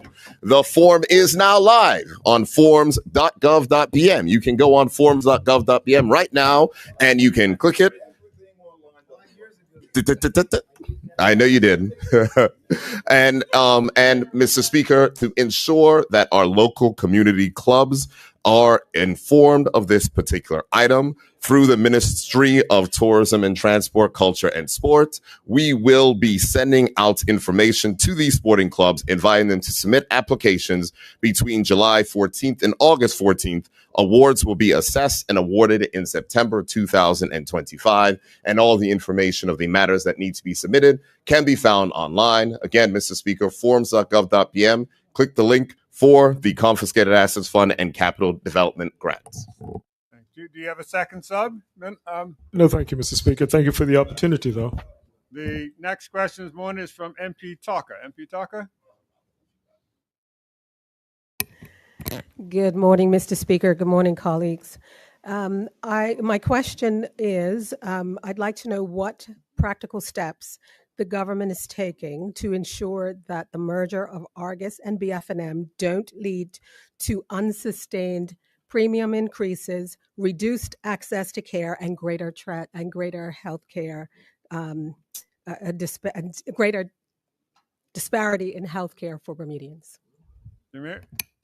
Mr. Speaker, I thank the honorable member for her question. I know that the Minister of Health gave a statement on this and a response to the questions of which the honorable member has asked. But I think that it's important to note matters that healthcare and private sector healthcare is not regulated in that fashion. So we cannot regulate the premiums of private healthcare. What the government has done, Mr. Speaker, is to advance matters that are related to universal healthcare to ensure that there is a broader base of health care provision and coverage that does exist. I would also point to the honorable member insofar as the pledge in the throne speech in 2024 to educate the honorable member that Bermuda currently has no rules, laws, or regulations governing the mergers of private sector companies. It is something that we had placed inside of our election manifesto. It is something that was inside of our throne speech. It is something the Minister of Home Affairs is working on insofar as making sure that there is fair competition inside of our domestic market. So until those particular matters come into force, there is limited matters what the government can do. But what I would state to the honorable member, I hope that she keeps that energy and concern. So when the government brings matters, because what the opposition is asking us to do is to intervene inside of these particular matters, when the government brings laws that will allow the Minister of Health to do such, I sincerely hope the opposition will support it. Thank you. Do you have a supplementary? Thank you, Mr. Speaker. Thank the Honorable Premier for his response. What we are actually looking for is for the government to be able to really collaborate and consult with the healthcare providers and the like, so that everybody knows what's coming down the pipeline. Is it a question? For your my second question, Mr. Speaker, is I'd like to know what plans, if any, does the government have to involve broader community stakeholders in evaluating the merger's impacts on healthcare equity and access? Mr. Speaker, what I will say is I know that what the Minister of Home Affairs will advance on these particular matters when dealing with unfair competition and things which may cause a distortion in the local market here in Bermuda. I'm sure that there will be full public consultation on those particular matters, and I encourage the Honorable Shadow Minister to participate in that when it comes. Second sub? This is a new question, Mr. Speaker. No. Oh, sorry. Okay, then it's a second supplementary question. Then I'd like to know what channels will the government provide that are not already available to avoid people having to go on social media and put all their complaints and things there? What channels were the government? Is that related to your first question? It's related to my first question, as it relates to the merger of BF&M and Argus. Okay. And so I would like to know, will the government provide any avenues for public feedback or complaints regarding changes in premiums, coverage, service quality post the merger? So will they provide any formal channels to receive complaints in this regard as it relates to the merger and the impact that it has for Bermudians and their health care? Mr. Speaker, I will remind the honorable member that the private insurance system and the supplemental insurance system is not currently subject to regulation. I would even recall when matters were brought in so far as minor regulation, they were vociferously opposed by the opposition. And we remember that. And so it is interesting that they now are calling for regulation intervention when they vociferously oppose measures which were brought by the Minister of Health that would make sure Speaker, to provide point of order. information. Point of order. My point of order is that we are not calling for. Oh, I beg your pardon, Mr. Speaker. One sec. I don't think the point of order's opinion. Let the Premier finish his question entirely. Okay? I wouldn't take a point of order this way. Thank you, Mr. Speaker. I will do my best to finish answering the question, Mr. Speaker. What I can inform the honorable member in response to the question of which she had asked, there is a healthcare regulator in Bermuda insofar as Bermuda Health Council, and if persons do have any complaints of which they wish to lodge or to share, they can make them there. Their website is, I will say, the Bermuda Health Council website. Thank you. You find it out? Good. The next member who has a question this morning is MP Campbell. MP Campbell, would you like to put your question? Thank you, Mr. Speaker, and thank you in advance, Mr. Premier. The government has recently completed its cost of living summit, and given that the high cost of food is a key factor driving the high cost of living in Bermuda, can the Premier explain why the government has not repealed the sugar tax? Mr. Speaker, I will repeat the answer which I've given every single time on this particular thing. This government has reduced the sugar tax, but the government believes that the long-term health of the population is important. I understand and recognize that this is an issue that party put forward in the election. I will also recognize the position that we have always stated, and I'll remind the honorable members opposite that the government won the election. We have reduced the sugar tax, but the long-time implications of unhealthy food and eating to escalating healthcare costs. I hear stealth tax over there. I can assure you, Mr. Speaker, that the amount of money that the government and taxpayers spends on diabetes care in this country far exceeds any amount of revenue that may be raised by the sugar tax. It is important that we take into account the long-term impacts and effects, and I fully support the Minister of Health's continued drive to make sure that we are more well. We are going to do more things which were announced inside of the throne speech, such and so far as tackling matters and banning industrial trans fats. We need to make sure we have a healthier population because that is the only way that we reduce long-term healthcare costs. And I'll remind the honorable member that if we have taxes throughout the economy, those taxes in many cases and instances are to pay for an expensive healthcare system. And the honorable member would know from his time in cabinet of the significant amount of money in subsidies that goes towards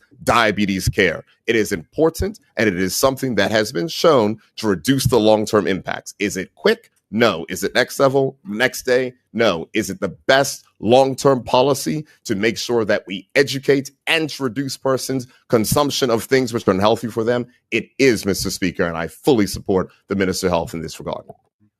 Do you have a supplementary? Yes, I have a supplementary. Can the Premier direct us being the public, to read the data supporting that we have seen a favorable impact on our health outcomes as a result of the sugar tax? Where can we find that data?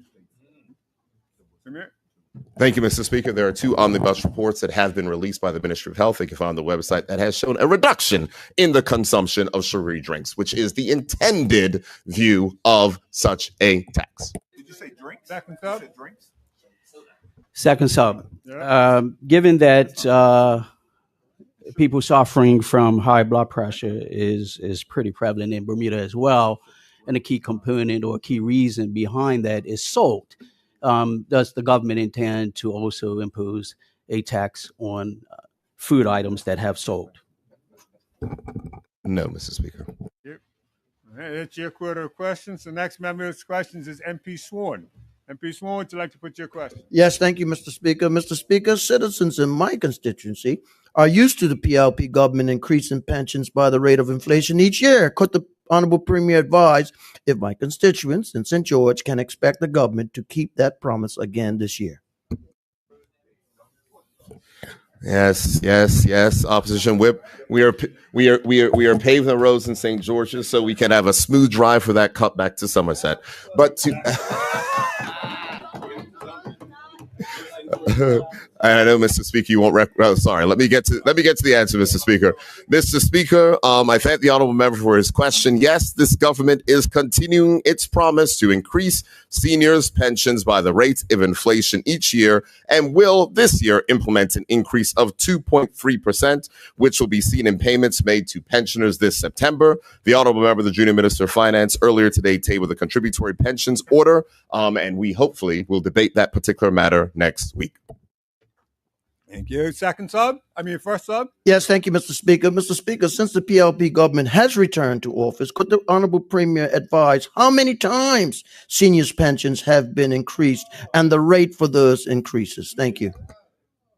Well, Mr. Speaker, allow me to say this, because I can't speak to the number of times, but I think it's also important for us to recognize what this pension increase, which was tabled earlier.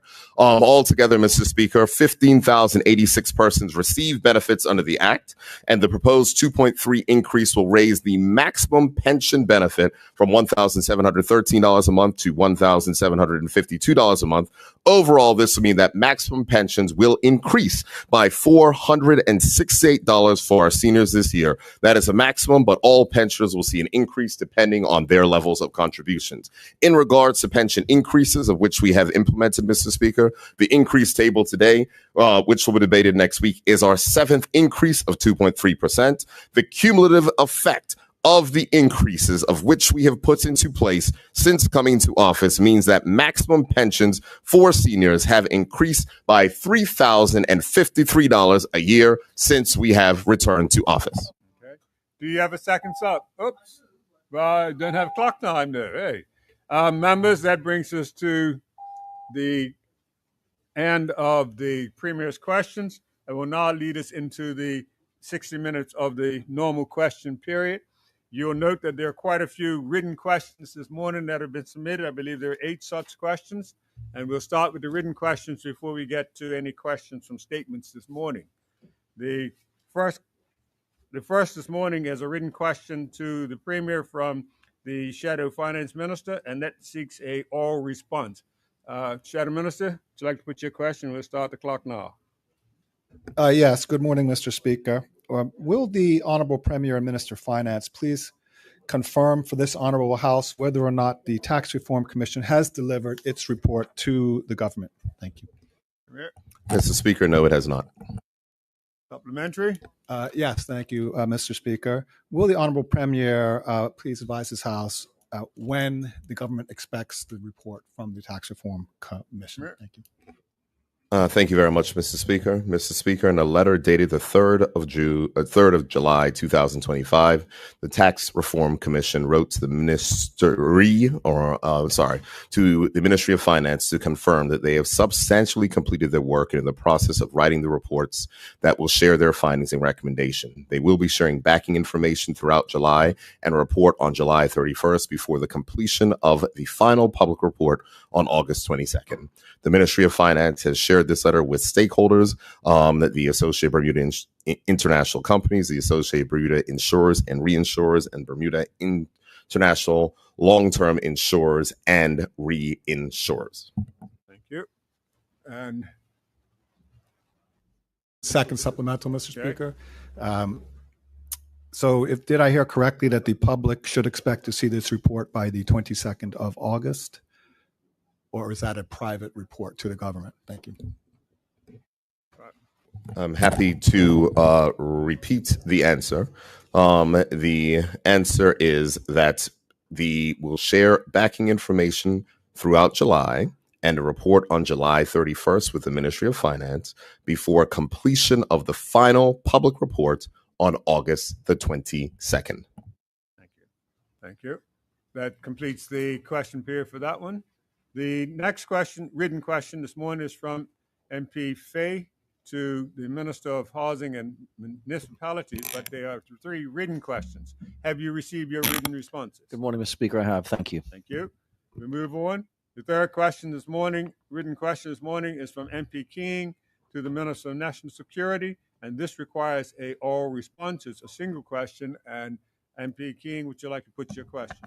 Good morning, Mr. Speaker, members of this Honorable House and the public. Will the Honorable Minister of National Security inform this Honorable House when he was notified by his Permanent Secretary that the HM Customs Dock on Ordnance Island was unsafe for use?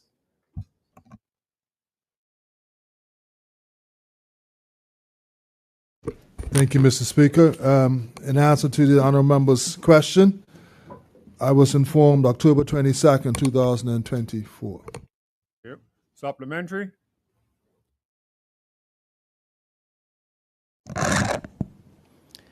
Understanding that gun crime is a crisis that is resulting in the deaths.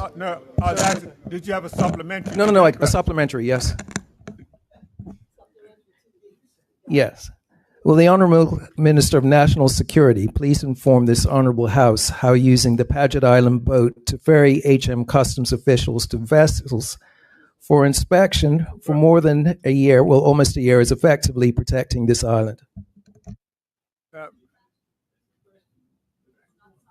I'm just trying to. The original question was seeking the unsafeness of the Ordnance Island, and your second question is related to the safety of the dock. I'm just trying to tie it in.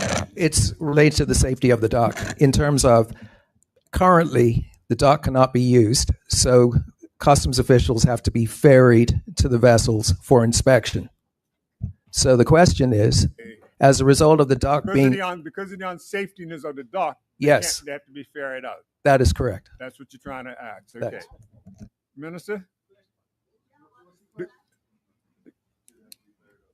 Do they, because of the unsafeness of the dock, which is the first question? Yes. You're asking How is it? how are the staff now provided, or the staff Yeah. to get onto to do the Effectively protecting our borders by ferrying the customs officials to the vessels. Okay, if the dock was safe, they would do it on land. Correct, because as it is right now, They have to go out. exactly. So his question is the process of them being ferried out a safe process because they can't come on the dock? Yes, Mr. Speaker. Yes. Okay. A supplementary related to that? Yes, indeed, Mr. Speaker.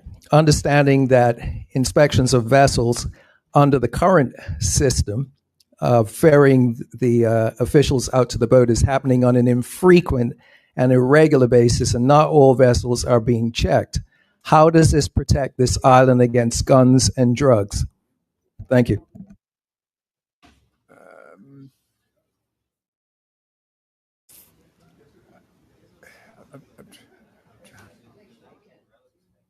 Mr. Speaker, as far as I know, the customs officers are doing their job, and they are doing it very well. Yes, I agree with that. And the boats are being checked as needed.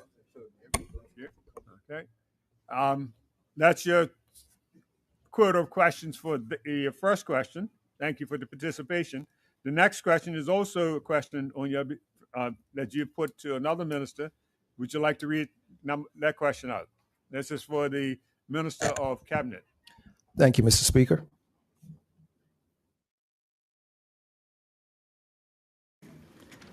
Will the Honorable Minister please inform the Honorable House on the updates for progressing building permit applications at the Department of Planning? Thank you.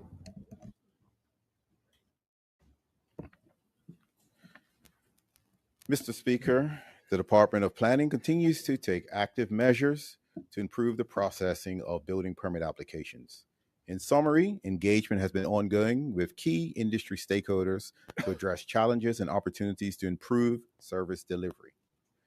Internal procedures have been reviewed and enhancements will be implemented shortly. These include stricter screening of applications to ensure basic submittal requirements are met before acceptance, the introduction of clear checklists for all permit types, and more structured timelines for applicants to address deficiencies identified during review. These measures build upon the City of Hamilton plan that we debated and passed in this House on May 21st, the streamlining actions I detailed in a ministerial statement on May 30th, and the legislative proposals that we will debate in this Honorable House later today. Supplementary? On May 30th, 2025, ministerial statement, 372 building permits remain open with an average age of 165 days. Supplemental, how many building permits have now been processed out of that batch? Mr. Speaker, I do believe as per the House rules, a very specific question like that should have been placed in advance. It's impossible for me to answer how many have been processed if that's not what he asked in the beginning. The information is just information that the minister wouldn't have in his. I'll ask it a different way then, Mr. Speaker. What percentage does he estimate has been addressed? It's still you're asking him to make a guesstimate. And we prefer not to have him make a guesstimate. We prefer to be more concrete with you. Okay. Okay. No further question there. Okay. Thank you. No further questions. Thank you. The next question this morning is to the Minister for Cabinet from MP Van Smith, and that required a written response. There are 3 questions. Have you received your written responses? Thank you, Mr. Speaker. It was to the Minister of Education. Yeah, but the Minister of Cabinet speaks on behalf of, so of the Minister of I Education. received the answer to the first question. The second two questions have not been answered. I just want to know whether we'll receive those before we break for the summer. The Minister indicated that he's received the first question. The answer to the first question. He's still awaiting the answers to the other two questions. Will you make an undertaking that he gets the answers, basically? We'll undertake that those answers are researched and submitted. Thank you. Okay. All right. Thank you for that. The next question this morning is from the MP de Koop to the Minister of Economy and Labor. There are two questions and both require an oral response. What's your questions? Yes, thank you, Mr. Speaker. Will the Honorable Minister for Economy and Labor please inform this Honorable House which stakeholders were consulted regarding the BEDC Vertical Farming Initiative with GROE and the conclusions of those consultations? Thank you. Minister. Mr. Speaker, I can confirm that various private and public sector stakeholders were consulted. They consisted of local business owners, associations, government departments, and Quingers. The consultations in those areas are still ongoing. Supplementary. Yes, thank you, Mr. Speaker. Yes, my supplemental is, was the DENR consulted and what was their view with respect to the GROE initiative? Thank you. Minister. The DENR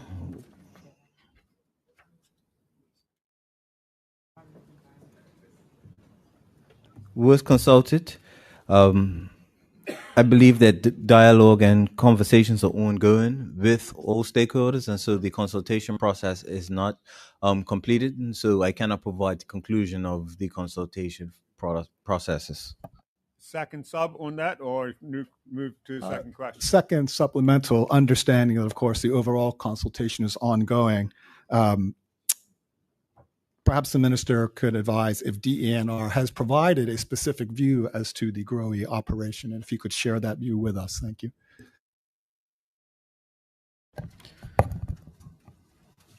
Mr. Speaker, I believe it's important to understand that this particular initiative falls underneath the umbrella of a number of foundational economic development initiatives that we have. And so it emanated from the Economic Recovery Plan.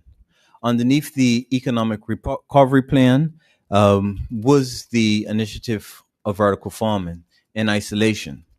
We then moved into the Economic Development Strategy. When we had consultation with the Ministry of Home Affairs regarding the Economic Development Strategy, this item now falls under the broader strategy that we came to the House of Assembly with, and it was the Integrated Agricultural Strategy. The Integrated Agricultural Strategy would actually be led by DENR. Part of that particular strategy was the utilization of technology for assisting with the greater use of domestic food production. So if the member is asking whether or not DENR support the greater use of technology for the implementation or the facilitation. Point of clarification, Mr. Speaker. Point of information I can provide. Point of information? Would you like point of? He doesn't have to take a point. He was trying to be pretty broad. Do you need a point of information? You're okay. Okay. I am most particularly interested in whether DENR supports this specific initiative with GROE, not the general topics. Thank you, Mr. Speaker.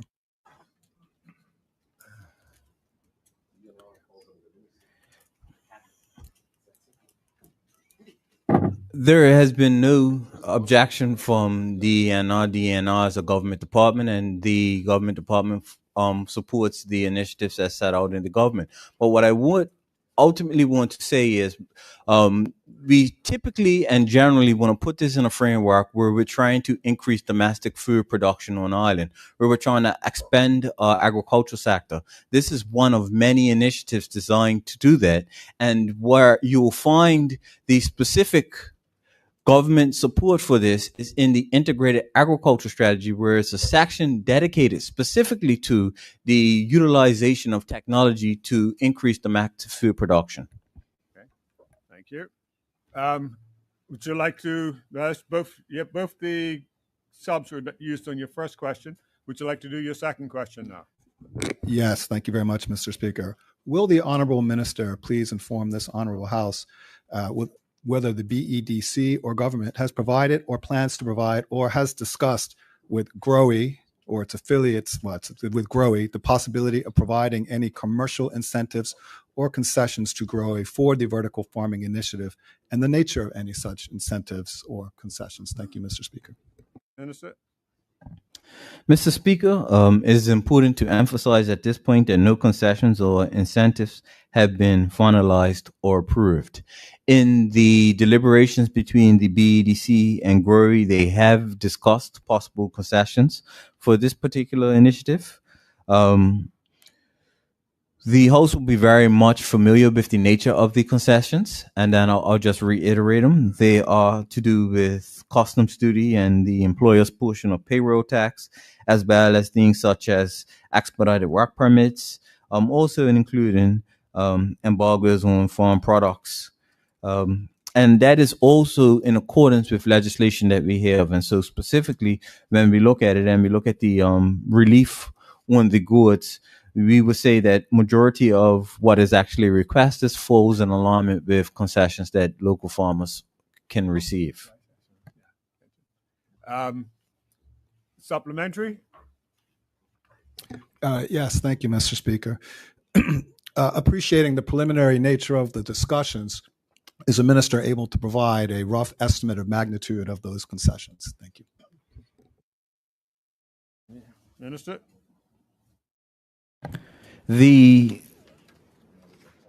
matters have been discussed between GROWE and BEDC, so I just want to make the public abundantly clear of this process.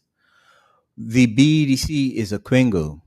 They have been discussing directly these matters with GROWE. The Economic Development Department is also been consulted to determine whether or not there is government support for a number of initiatives. None of these initiatives are actually formalized, and so it would be premature for me to state that the parameters around any of the proposed concessions or the initiatives that has actually been discussed, because none have been formalized and none have been brought to cabinet or the relevant ministers responsible for those areas for agreement. Second sub? Yeah, thank you, Mr. Speaker. So, is my understanding correct, though, that the government in principle would support providing these concessions, understanding that, of course, the government provides the funding to the BEDC, that the government would support using some of that funding to provide these concessions to GROWE? Thank you. The government will continue to support economic development initiatives in this country. And if that means us looking to consider what concessions are appropriate, 100% the government will be looking to support economic development initiatives in Bermuda. Thank you, Minister. That's the two questions been asked. Before I move on to the next question that is done this morning, I'd just like to acknowledge in the gallery former MP Keynes is visiting us this morning. MP, good. All right. The next written question this morning is from MP Robinson to Minister of Tourism, Transport, Culture, and Sport. Would you like to put your question? Well, you have three questions, and they all require oral response. What's your first question? Thank you, Mr. Speaker. Will the Honorable Minister please provide this Honorable House a comprehensive update on the progress of legislation to enact ride sharing in Bermuda? Thank you. Minister? Thank you, Mr. Speaker. The ride-sharing policy has been approved by the Cabinet, and the first draft of regulations and bill will be completed by the end of July for review and deliberation. Thank you, Mr. Speaker. Supplementary? Yes, Mr. Speaker, thank you. First supplementary. Can the minister confirm that he has received the support and buy-in from stakeholders, concerned stakeholders, and insurance companies for these regulations? Thank you, Mr. Speaker. Understood. Thank you, Mr. Speaker. What an excellent question. I'm happy to report that I did meet as the minister responsible for tourism at the time with the then Minister of Transport. We have two very important stakeholders on this matter. One was the Bermuda Tourism Authority, and the other was the Bermuda Hotels Association. I'm happy to report that both stakeholders are on board because they desperately are seeking an increased lift for transportation for tourists on our island to enjoy all of the attractions that the tourism investment orders are putting out, enjoy the new restaurants that are coming, and enjoy all of the new investment that this government is putting in the space of tourism. So happy to report that, yes, the stakeholders are on board. Thank you, Mr. Speaker. Thank you. Supplementary. Second sub. Thank you, and thank you for that answer. Yes, second sub, Mr. Speaker. I noticed that the one stakeholder that wasn't named was the stakeholder that is primarily affected by this legislation, which is the Bermuda Taxi Association. And so, can the minister confirm that he has support from that particular stakeholder? Thank you, Mr. Speaker. Okay, understood. I'm not sure if the honorable MP from the other side has a list of stakeholders that I should be aware of, but I will say that on the regular course of business, I meet with the Bermuda taxi owners and operators. So, any matter that they bring, we always speak to them. So that's regular course of business. So, I'm not sure if the list of stakeholders that he has and he talks to all the time, the honorable member from the other side speaks with, but I do know that the Bermuda Taxi Association have long been my friends, Mr. Speaker, and I speak to them regularly. Thank you. Mm-hmm. Okay, there's just two subs on that question. Would you like to go to your second question now? Okay. Thank you, Mr. Speaker. And I just wanted for clarity that I didn't really hear if the minister had the support of the. So yeah, well, I guess I will. Why not? I guess I will call him. You Mr. can Speaker. move on. How You can about move that? on to the second question. Thank you, Mr. Speaker. The second question I have for the honorable minister today is: will the honorable minister please inform this honorable house if he has engaged TCD to investigate the alleged breaches of the Motor Car Act 1951 spoken about by concerned transport stakeholders in the media, such as enforcement and illegal dispatching? Thank you. Understood. As was pointed out in my last answer, Mr. Speaker, it is clear that the honorable member who I used to share space with in another place, I used to refer to him by another title previously, but I won't go there today. Clearly, he's switched his allegiance and he's talking to other, media outlets. But I'd like to point out Standing Order 17.5G 8. And requires that a question shall not be asked, inquiring whether statements in the press or of private individuals or unofficial bodies are accurate, and therefore a response is not applicable. Thank you, Mr. Speaker.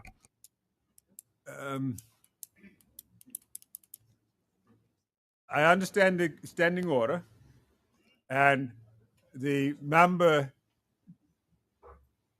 he needs to clarify where he got his question from. If you said from the media, okay, well, yeah.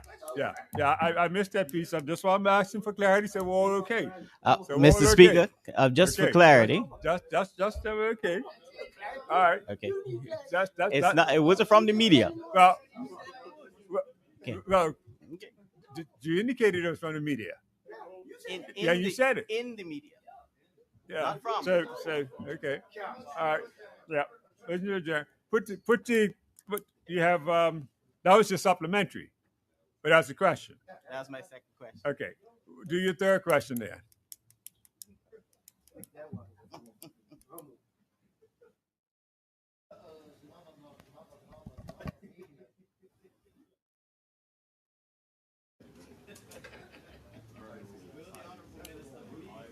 You turn your mic on.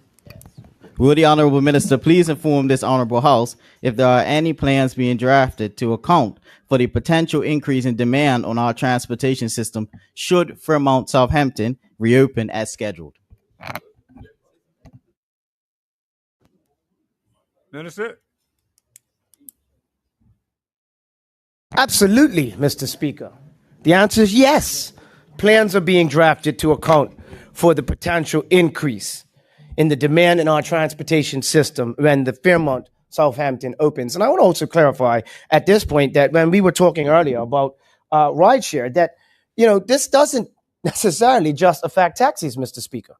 The ride-sharing policy only affects private cars if no taxis are available. So maybe I'll leave it there. Thank you, Mr. Speaker. Supplementary? Thank you, Mr. Speaker. And I hear the minister is adding extra answers to his previous answers there. So hopefully he'll be able to confirm whether he's spoken to TCD and actually taking the concerns of the transport stakeholders into account instead of worrying about a standing order. Mr. Speaker, before I continue, because we are always, you worry about them. We're always They're excited. They're excited. But when the public wants to know the answers to questions, Mr. Speaker, I hope that the minister also quotes that same standing order for the concerned public. Thank you, because they're excited. They're excited now, Mr. Speaker. They're excited. All right, cool. So, Mike, my supplemental for this question is the minister considering then, with the need for increased demand, the temporary taxi permits recommended by the industry?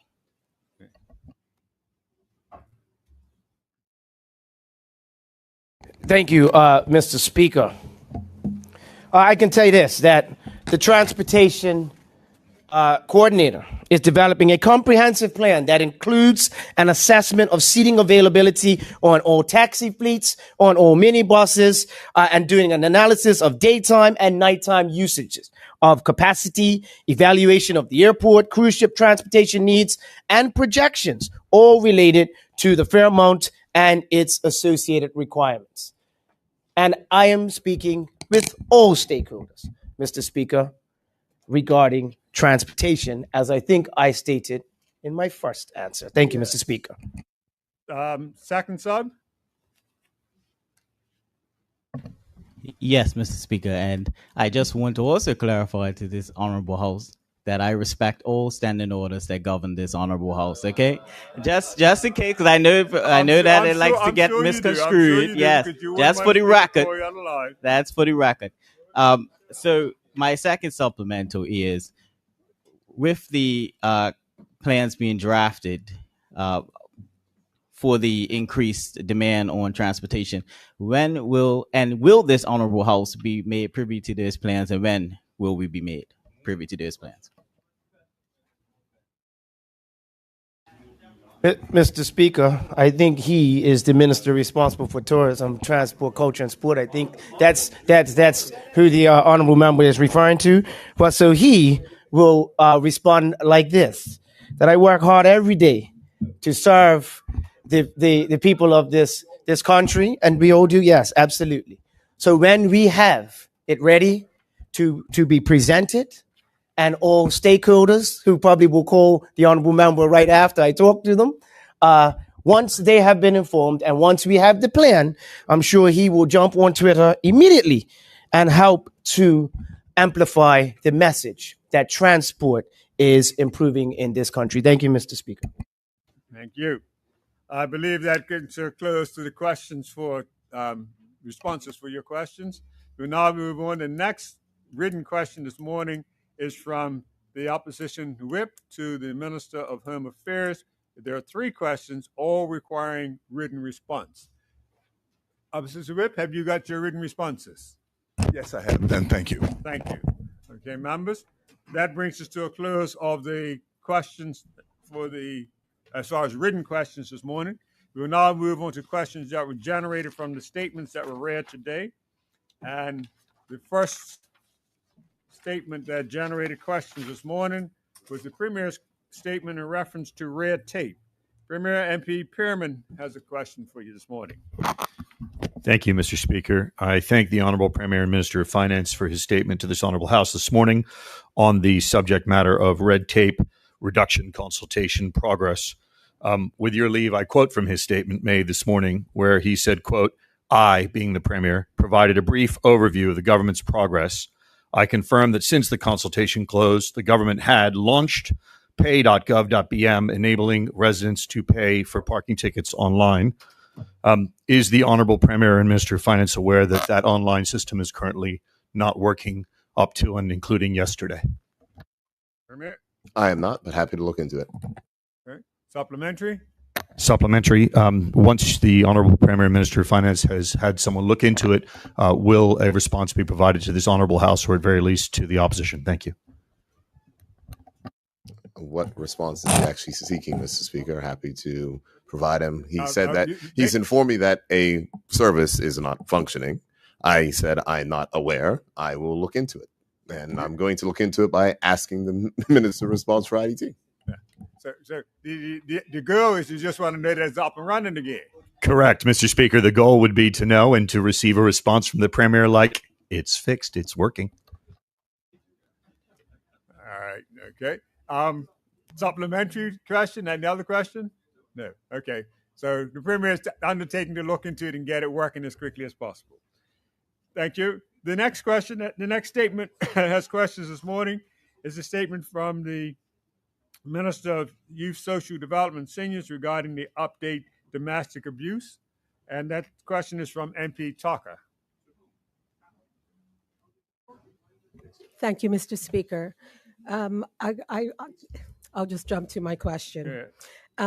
Given that over the last few years, there's been an increase in domestic violence protections orders from 2020 to 91 to 2024, 140.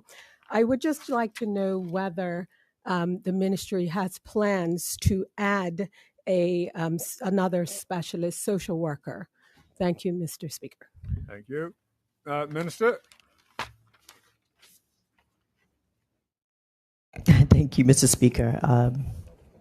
We did just get this one, Mr. Speaker, which we are so very grateful for. But we also still use the services of the Center Against Abuse. So this is actually a complement of support providers in conjunction with the Center Against Abuse. So we have two. Okay. Supplementary. Yes, Mr. Speaker. Looking more future focused, again, given the increases that are being seen and the value of the specialist skill set that they've hired for. I appreciate that the Center Against Abuse is helping as well, but I just want to know if future focused, if there's a plan to expand or add any other type of specialist to deal with domestic violence issues and to support domestic violence victims. Thank you, Mr. Speaker. Okay. Minister. Thank you, Mr. Speaker, and thank my colleague for that question. I will definitely wait to hear back in regards to. I'll definitely wait to hear back from the team who is currently providing the services in regards to the need for another domestic violence specialist. But I will wait for that data. Mr. Speaker, the person did just come on board as a complement to the service provider that's already providing a service, and we will make decisions from there. Thank you. Do you have a second sub? No, thank you, Mr. Speaker. Okay, thank you. Minister, that brings us close to your question, your statement. The next statement that has questions this morning is for the statement by the Minister of Works in reference to the preparing for the summer. And the Opposition Whip has questions for you. Yes, thank you, Mr. Speaker, and good morning, colleagues. On page 2, the minister states that, let me just get it here. I believe it's the second paragraph. I'm proud to say that our seasonal lifeguards have returned. Great news. He then goes on to say that these lifeguards will soon be supported by highly trained and experienced consultant lifeguards. They will soon be supported. So my question is, my first question really is considering this, is the minister saying that we are not at full complement at this point in time? Minister? Good morning, Mr. Speaker, and good afternoon, and I thank the honourable member for the question. I think it's important that we emphasize that what I'm really speaking to, on a normal basis, we have a certain amount of seasonal lifeguards that watch our shores. That number we have currently. We are looking at expanding the fleet and ensuring that we have lifeguards all year round. That is the lifeguard consultants. Those are 6 individuals that we are currently in the final stages of negotiations with, as well as will then complete with the immigration process. But as of right now, we have the full complement as we would under normal circumstances. I hope that answers member's question. Supplementary? Yeah, supplementary to that, just so that I can be clear. So then are we suggesting we're going to cover more hours then by soon having these new consultants involved? When the minister says that we are at our normal complement, then I guess I'm trying to understand why we would need more. Are we expanding the hours then with these new consultants of coverage? Mr. Speaker, yes, we are expanding. Secondly, it is important to recognize that these lifeguard consultants are planned to be here for the full year. Okay. The current fleet is here on a seasonal purpose. They are here to meet for the more active summer season. But the consultants are primarily here so that we have active lifeguards on our beaches year round. Thank you. Second sub or new question? Second sub. And thank you, Minister, for those answers and the clarity on that. So when you mention soon, do you have an approximate idea? I don't want to lock you into an exact date because I know they're hiring consultants, but yeah, if you could give us an idea. Soon, we look. Again, it's dangerous because I don't want to give specifics. But to be fair, we believe that they will be here next month in August. We believe that the consultants will be here in August. Your second question, or you're good? Okay, thank you. Minister, that brings an end to your question. The next statement that has questions this morning is a statement by the Minister of Economy and Labor. MP Campbell has a question you'd like to put to you, Minister. Thank you, Mr. Speaker. The minister made a comment in his statement about the importance of small and medium-sized enterprises to the success of our economy, and I agree. And going to the heading of his statement, building a thriving entrepreneurial ecosystem in Bermuda. Does the minister believe a key component of that is having a thriving base of potential customers? Minister? The answer to that is yes. And to broaden that, what we want to do is have an ecosystem that expands the local customer base of our entrepreneurs beyond the Bermuda shores. And so part of what we'll be developing is if they can even scale up their business for global expansion as well. Supplementary or new question? Supplementary. I'm glad to hear that response from the minister, particularly about educating our entrepreneurs on expanding beyond our shores. Given our population challenges, our aging population, and the need for more working people, does the minister believe we currently have a thriving base of potential customers? Minister? I do believe we do have a thriving business community in Bermuda. And the economic results of the economy will underpin that notion that we have a thriving business community. We await the 2024 economic activity survey results, which will show GDP by production on an annual basis. We know that household consumption on a quarterly basis has been remained resilient and healthy, and that has translated obviously into them spending funds within our local business sector. And so yes, I do believe that improvements need to be made, but I do believe that we are in a very positive space when we look at the economic data, when we look at household consumption, and we look at economic productivity from the annual economic activity surveys. Second sub or a new question? Second sub. Right. Given the successful rate at which people are graduating from the entrepreneurial programs and schemes that the minister has put in place, does he have any concern that there may end up being too many entrepreneurs for the current number of customer or potential customers that are out there, thereby making it extremely difficult for these entrepreneurs to actually succeed? The answer to that question is absolutely not. And when I've been able to visit the incubator and accelerator programs, I'm impressed with the variety and diversity of goods and services actually provided. And so I don't see where there is concentration in a specific area, which is a cause of actual concern.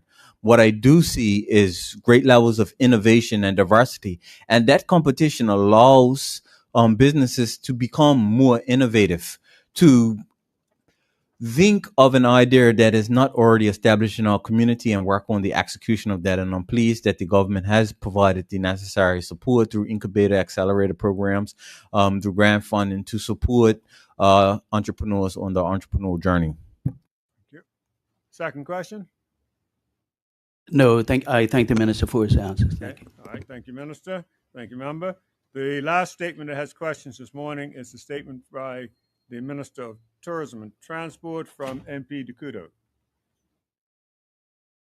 Yes, thank you, Mr. Speaker, and I'm very grateful to the minister for that information, as are all of the riders of the ferry, and also very grateful to the workers who he called out in the statement, because they have been working very hard and juggling quite a lot and making innovative use of things like WhatsApp and things like that. So I just wanted to add to his laudatory comments.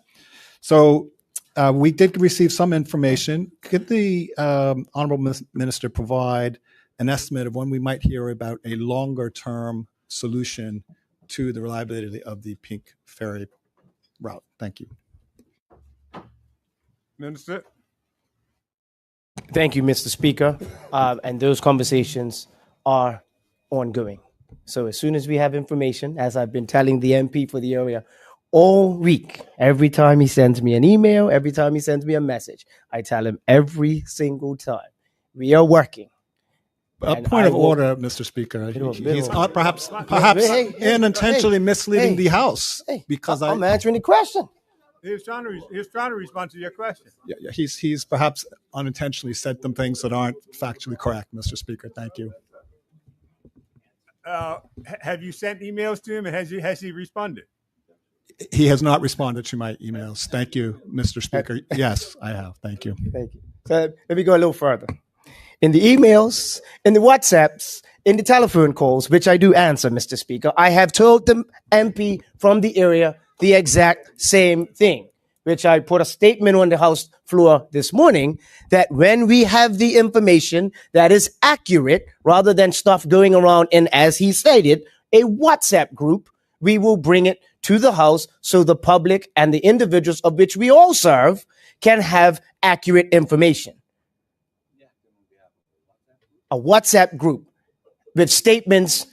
We'll leave it there, Mr. Speaker. Thank you. Supplementary? Supplementary or new question? Members? Supplementary or new question? Has the No, minister, I'm saying, is it supplemental question, supplementary? Okay. Mr. Speaker, has the minister requested his technical officers or provided them with a deadline to come back with a plan? Thank you.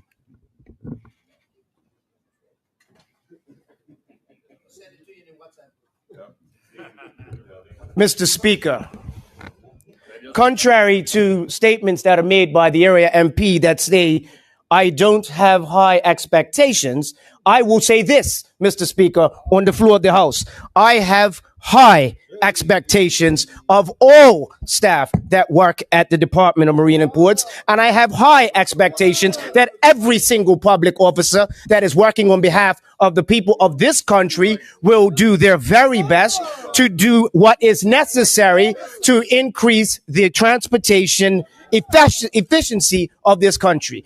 Thank you, Mr. Speaker. Second sub or new question? New question. Since the minister was sharing private commentary, I would like to clarify that the expectations were with respect to the minister's effectiveness. I actually have a great ton of respect for the staff who are busting their tails. So, my second question, Mr. Speaker, has the ministry considered the use of other boats to provide service while they are repairing or otherwise working on the ferries? For example, I know in the past, smaller vessels have been used that perhaps have previously been used on the dockyard route and things like that. Thank you, Mr. Speaker. Yes, Mr. Speaker, we have considered. Yes. Second sub or third question? Yes, supplemental. Second sub. Go ahead. No, this would be the first supplemental for my second question. Yes. Yes. Yes. And what is that? Would the honorable minister let us know what is the outcome of that consideration of the use of other boats? Thank you. Mr. Speaker, I know the area MP is very well versed in the area of sailboats, but clearly the technical officers will not, and they refuse not to discuss technical advice and considerations in WhatsApp groups. So I can tell you that based on my meetings that I had yesterday and meetings that are continuing to happen, the Department of Marine and Ports are considering all options. And if we had options that could be considered, we'd be running the ferry this morning. But as I said in my ministerial statement, we have had to temporarily suspend it until July 25th so that we can consider all other options. Thank you, Mr. Speaker. Second sub or third question? Third question, Mr. Speaker. Obviously you must understand, Mr. Speaker, I am here in this house asking questions. I am not asking any questions on a WhatsApp. So for those listening, these questions are in the House of Assembly. Can the minister please advise the House of the nature of the mechanical issues with the 3 different ferries available for the Pink Route? Thank you. That's it.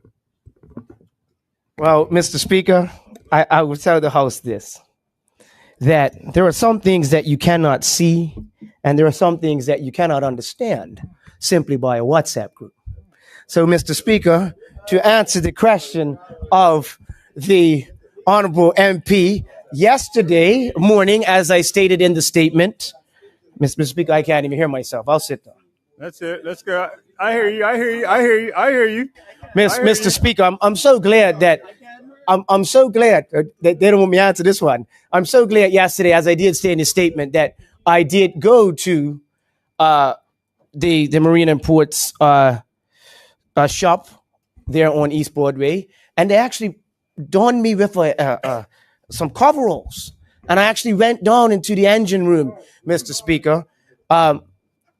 Speaker, and there are multiple issues with the ferries, as I did say in my statement. They include steering, they include engines, and I was able to see firsthand the workers of Marine and Ports, and they had the pistons out and everything else. And I'm not going to pretend to be a boatsman, but I do know a little bit about fixing things, yes.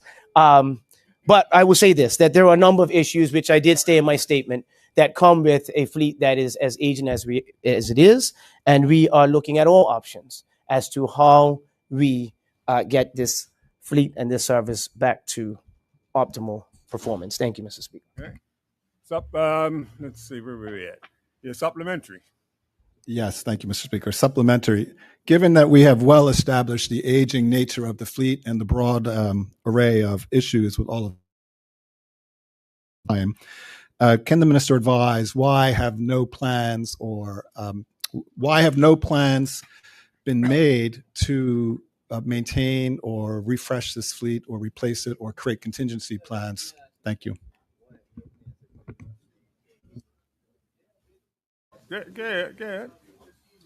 Well, Mr. Speaker, we could go down that road a long way, because there's an airport that sits on the road that a lot of money went to that, a whole lot of money, and we could have bought a whole lot of ferries, a whole lot of boats with that money. So I think that is a crash. We could do Morgan's Point, we could do the incinerator, we could do a lot of stuff, Mr. Speaker. However, Mr. Speaker, the question that the MP for the area, who I think is asking why his constituents can't get to work every single day, with uninterrupted services, because the government, when they were the government which he represents, did not do enough to invest in local infrastructure of the boats. They were more concerned with sailboats that he likes when it comes to America's Cup. Thank you, Mr. Speaker.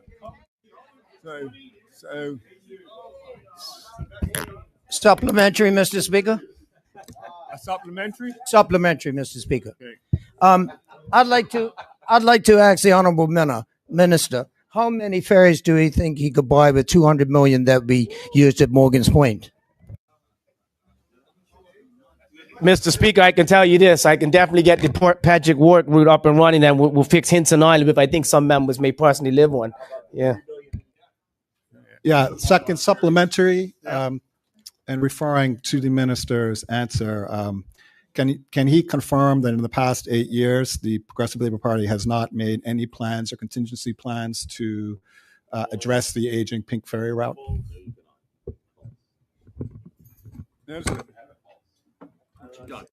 He said, is there a plan for the government to replace the ferries, basically? I think I answered that one earlier when I said once we come to a conclusion as to what we're going to do, we will then let the House know. Thank you, Mr. Speaker. Mm-hmm. Thank you. Members, that brings us to a close of the question period. Mr. Speaker, I rise on a point of order. And hold up. That brings us to a close of the questions that was put. However, MP Pearman, the Premier informed me that he does have responded to your earlier question, and he would like to update on the information he received. I'd be grateful to have that answer. Thank you, Mr. Speaker. Mr. Speaker, thank you, Mr. Speaker. Mr. Speaker, I rise on a point of order. Oh, do you not answer the question? Mr. Speaker, I rise on a point of order. Okay, well, I thought you were going to update him on it. Thank you very much, Mr. Speaker. Mr. Speaker, Standing Order 17.5C states if a question contains a statement of fact, the member asking it shall make himself responsible for the accuracy of the statement. Earlier today in this honorable House, I was asked a supplementary question on a statement regarding pay.gov.bm regarding parking tickets, and the honorable member said that the site is down up to and including up to yesterday. I can confirm to this honorable House, Mr. Speaker, that statement is factually incorrect. There were 4 payments processed online yesterday. There were 9 payments processed online Wednesday. There were payments processed and transactions were processed this morning. The site is not down, and there has been 2,244 payments total since inception on the 1st July 2024. And I would ask that the honorable member, according to standing order, withdraw his question that was factually incorrect.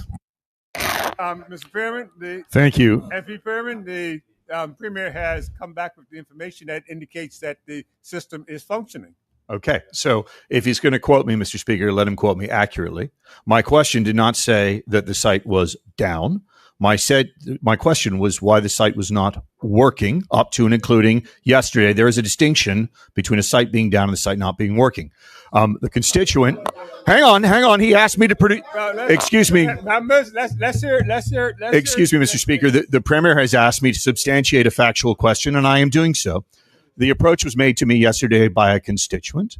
I went online myself, and I sought to do what the constituent indicated had not been able to be done, which is to type into the bar the actual ticket number.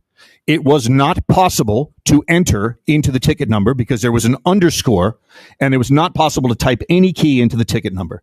And that was the error identified to me by a constituent, and that is the reason I brought this question. I verified it myself because, of course, sometimes people get things wrong. And all I can tell the Premier is that my facts are correct, and as of yesterday, it was not working. So that is the question. And if the Premier says that 4 tickets managed to be paid yesterday, I will take that answer at face value. Thank you. Mr. Speaker, I will repeat. 4 yesterday, 9 on Wednesday, 3 transactions this morning. It is clear, Mr. Speaker, that the honourable member attempted to embarrass me in his asking of the question. Point of order, Mr. Speaker. And Mr. Speaker, if he Point of order, wanted Mr. Speaker. if he Point of wanted order. to say that there, Members, I'm going to save us going back and forth on this. I don't think any question that comes to the floor is to embarrass any member on either side. It's to bring factual, it's to bring concerns of community, concerns of those that are represented to the floor. I don't think we should take it as take it in those terms, because I don't want anyone in here to think that we come here to do personal vendettas, personal attacks, personal whatever on the individuals. It's to bring information. Mr. Speaker, thank you very much, Mr. Speaker. I take the point. And what I will say is, Mr. Speaker, is if the honourable member wanted to explain what the challenge with the website was, then he could have adequately explained that during his particular thing. It was around the question and the media response to it. But I'm happy that the hardworking public officers inside of the Ministry of Finance were listening and provided me the answers and said that the website is functional on regards to the specific issue of which he has now clarified. I will go back to the persons, and I'm sure the Minister for Cabinet Office and Digital Innovation, in addition to the Junior Minister for Cabinet Office and Digital Innovation, who is listening, will be able to provide me with additional information if the honourable member so wishes to get it. Thank you. Now, Point of order, Mr. Speaker. The honourable member, and I thank him for his answer, but he's impugning an improper motive by suggesting that I failed intentionally to clarify. I asked a question. He said he had no awareness of the answer and would look into it. I thanked him, and you directed him to respond, and I'm grateful that he has. To suggest that it was somehow a failure on my part, that he wasn't able to find the answer he was looking for, is impugning improper motive. Thank you, Mr. Speaker. Mr. Speaker, his question was, up until yesterday, it wasn't working. It's clearly working. Members, I had not access to Rise 10 minutes ago, because 10 minutes ago we got to the end of the question, and we're going 10 minutes into the extended period where we should have risen at 12:30. Premier, I'm going to ask that you rise now, and we will You want us 2:15? come back at 2:15. Okay? Thank you, Mr. Speaker. Mr. Speaker, I move this honourable House to now adjourn until 2:15 p.m. Members of the House now stands adjourned.